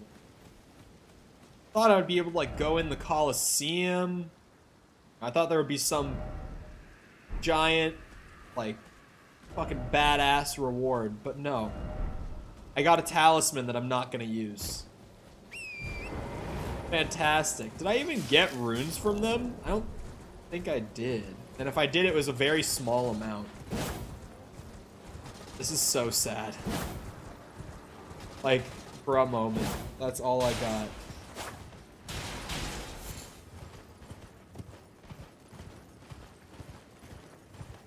Increased equip load. What does my great rune even do? I don't remember. I can't even remember whose it was. I can't even... I know I only forgot what it does. Wait, why did I not just fast travel? I didn't... I'm good at this game. Very good at this game.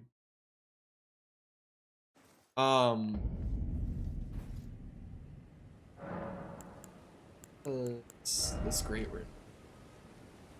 Dawns. Oh, that's right. So, like, I guess if I'm ever having issues with, like, getting, like, two-shotted or something by a boss, pop a rune arc. Alright, let's see if the tree man is gonna be an issue still. I feel like he probably won't be. Like, I was able to do those guys. I was able to do the Black Blade Kindred, I think it was called. Like, Tree Bitch up here wasn't as scary to me as Black Blade Kindred was.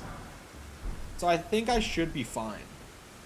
But maybe, like, also, I was just wrong about which one was, like, tougher. Like, maybe this guy is the stronger of the two. And I was just weirdly scared of Black Blade because, like, I did him earlier on. Or I attempted him earlier on, I mean. Dude, the stutters sometimes.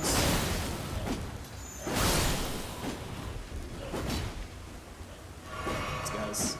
But I feel like between, like, my new physics setup, having a great rune if I need it, having Moonveil upgraded, just having, like, my stat scaling all good to go now, like, I don't think this guy should be tough. Just had an epic battle with a spider. Bro, that was me in Florida, like, every day. Like, Duel of the Fates would start playing when I walked into my kitchen and saw a huntsman spider. It was wild.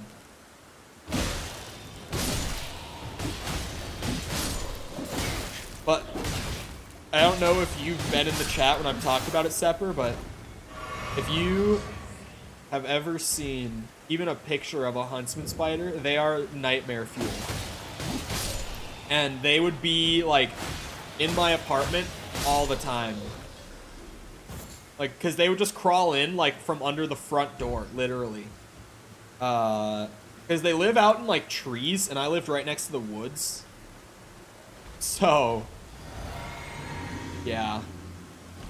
They would just, like, try to come in, make my apartment their new home, and those fuckers are huge. Oh my god, he deals so much damage. He's way scarier than Black Blade. I absolutely had, like, I was scared of the wrong one of these two. I really was.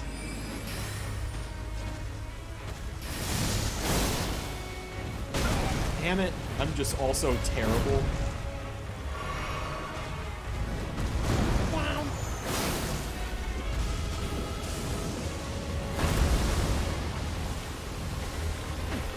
I love Scarlet Rot.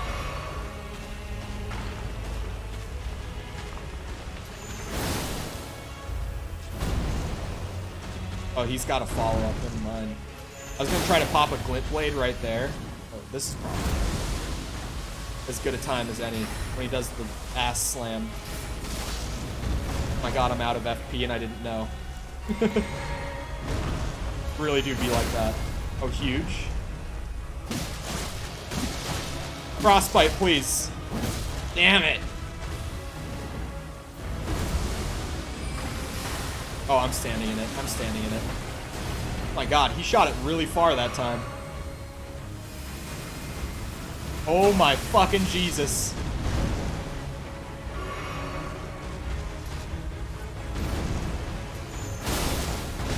Oh. Oh, fuck me. You don't even have to learn his move pattern. You just see him swing, go make a sandwich, and come back in time to roll. Okay, I think you might be downplaying it a small bit. But, sure. He just hits so hard when he does hit you, and, like... I am way too overconfident in this game because, like, stagger build. Or it's not overconfident, I'm too aggressive in this game because my build is so stagger-based.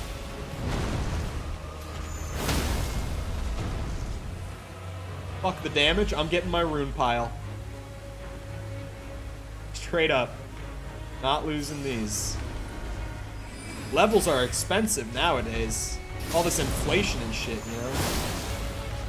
Worse than gas.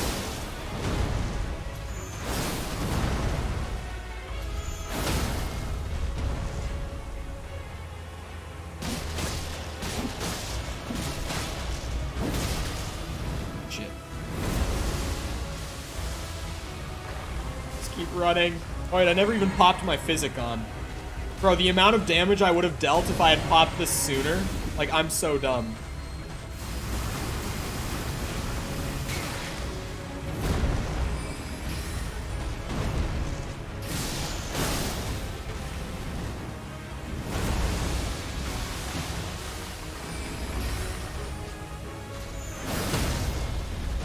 You love to see it. You love to see it. Let's go. You get staggered, I get runes. True. 91k.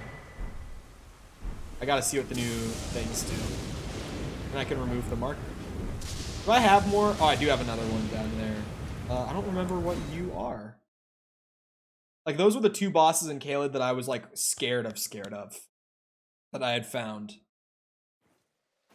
I don't even remember what was down here. This was a death bird. I saw it, and now I remember. Ugh. That. Nighttime. It's gotta be nighttime.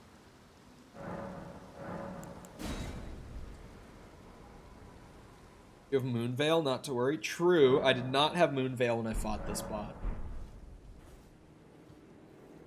Oh, he's there. Okay. Doesn't mean I'm looking forward to fighting one of the powered-up death birds, because it's not even just a normal one. One of these magic fucking bitch-ass ones. Not worth it. Nah, it's worth it. It costs so little FP to set them up. Go. Death right bird. That's what oh my god.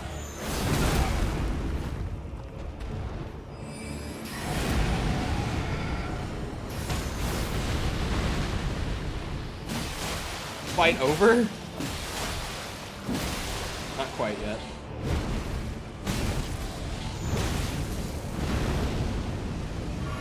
I almost got greedy and died right there. Rolled and smoked. Rip Bozo. Dude, Caelid's easy now. Why didn't I come back sooner? Death's poker. Can't make that shit up. Remove that.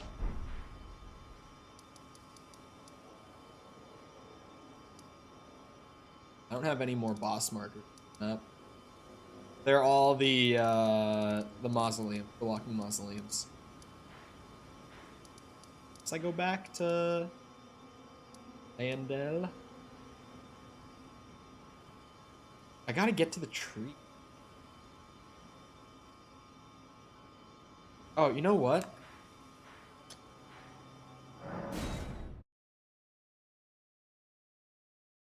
Is that a church? Did I miss that before? No. Yes. Oh my god, that's a church. I missed this before.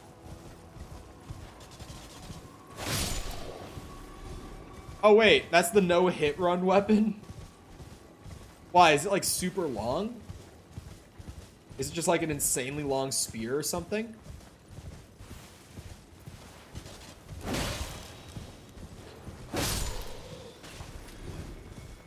Wait, was that a... I thought I stepped on a skull. Saw like the little effect. I was like, did I just miss a rune?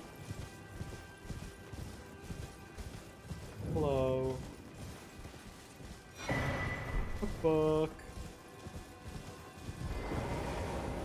Give me the good stuff. Oh wait, what? That's not what I wanted. The fuck?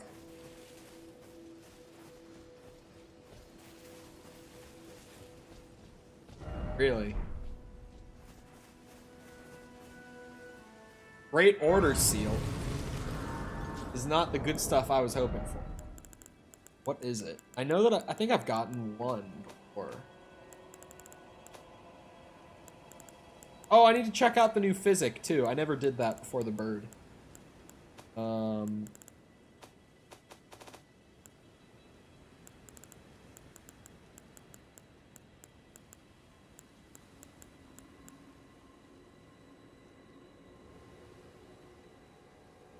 Oh, what? It's a faith thing.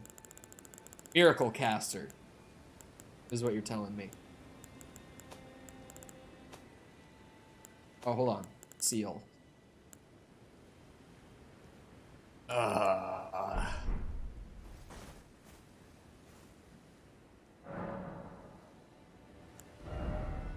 Disappointment. Let me see the physic though.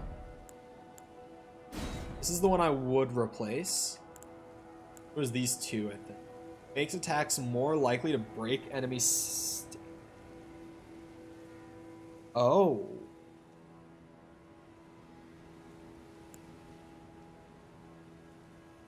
Oh, that's also really good.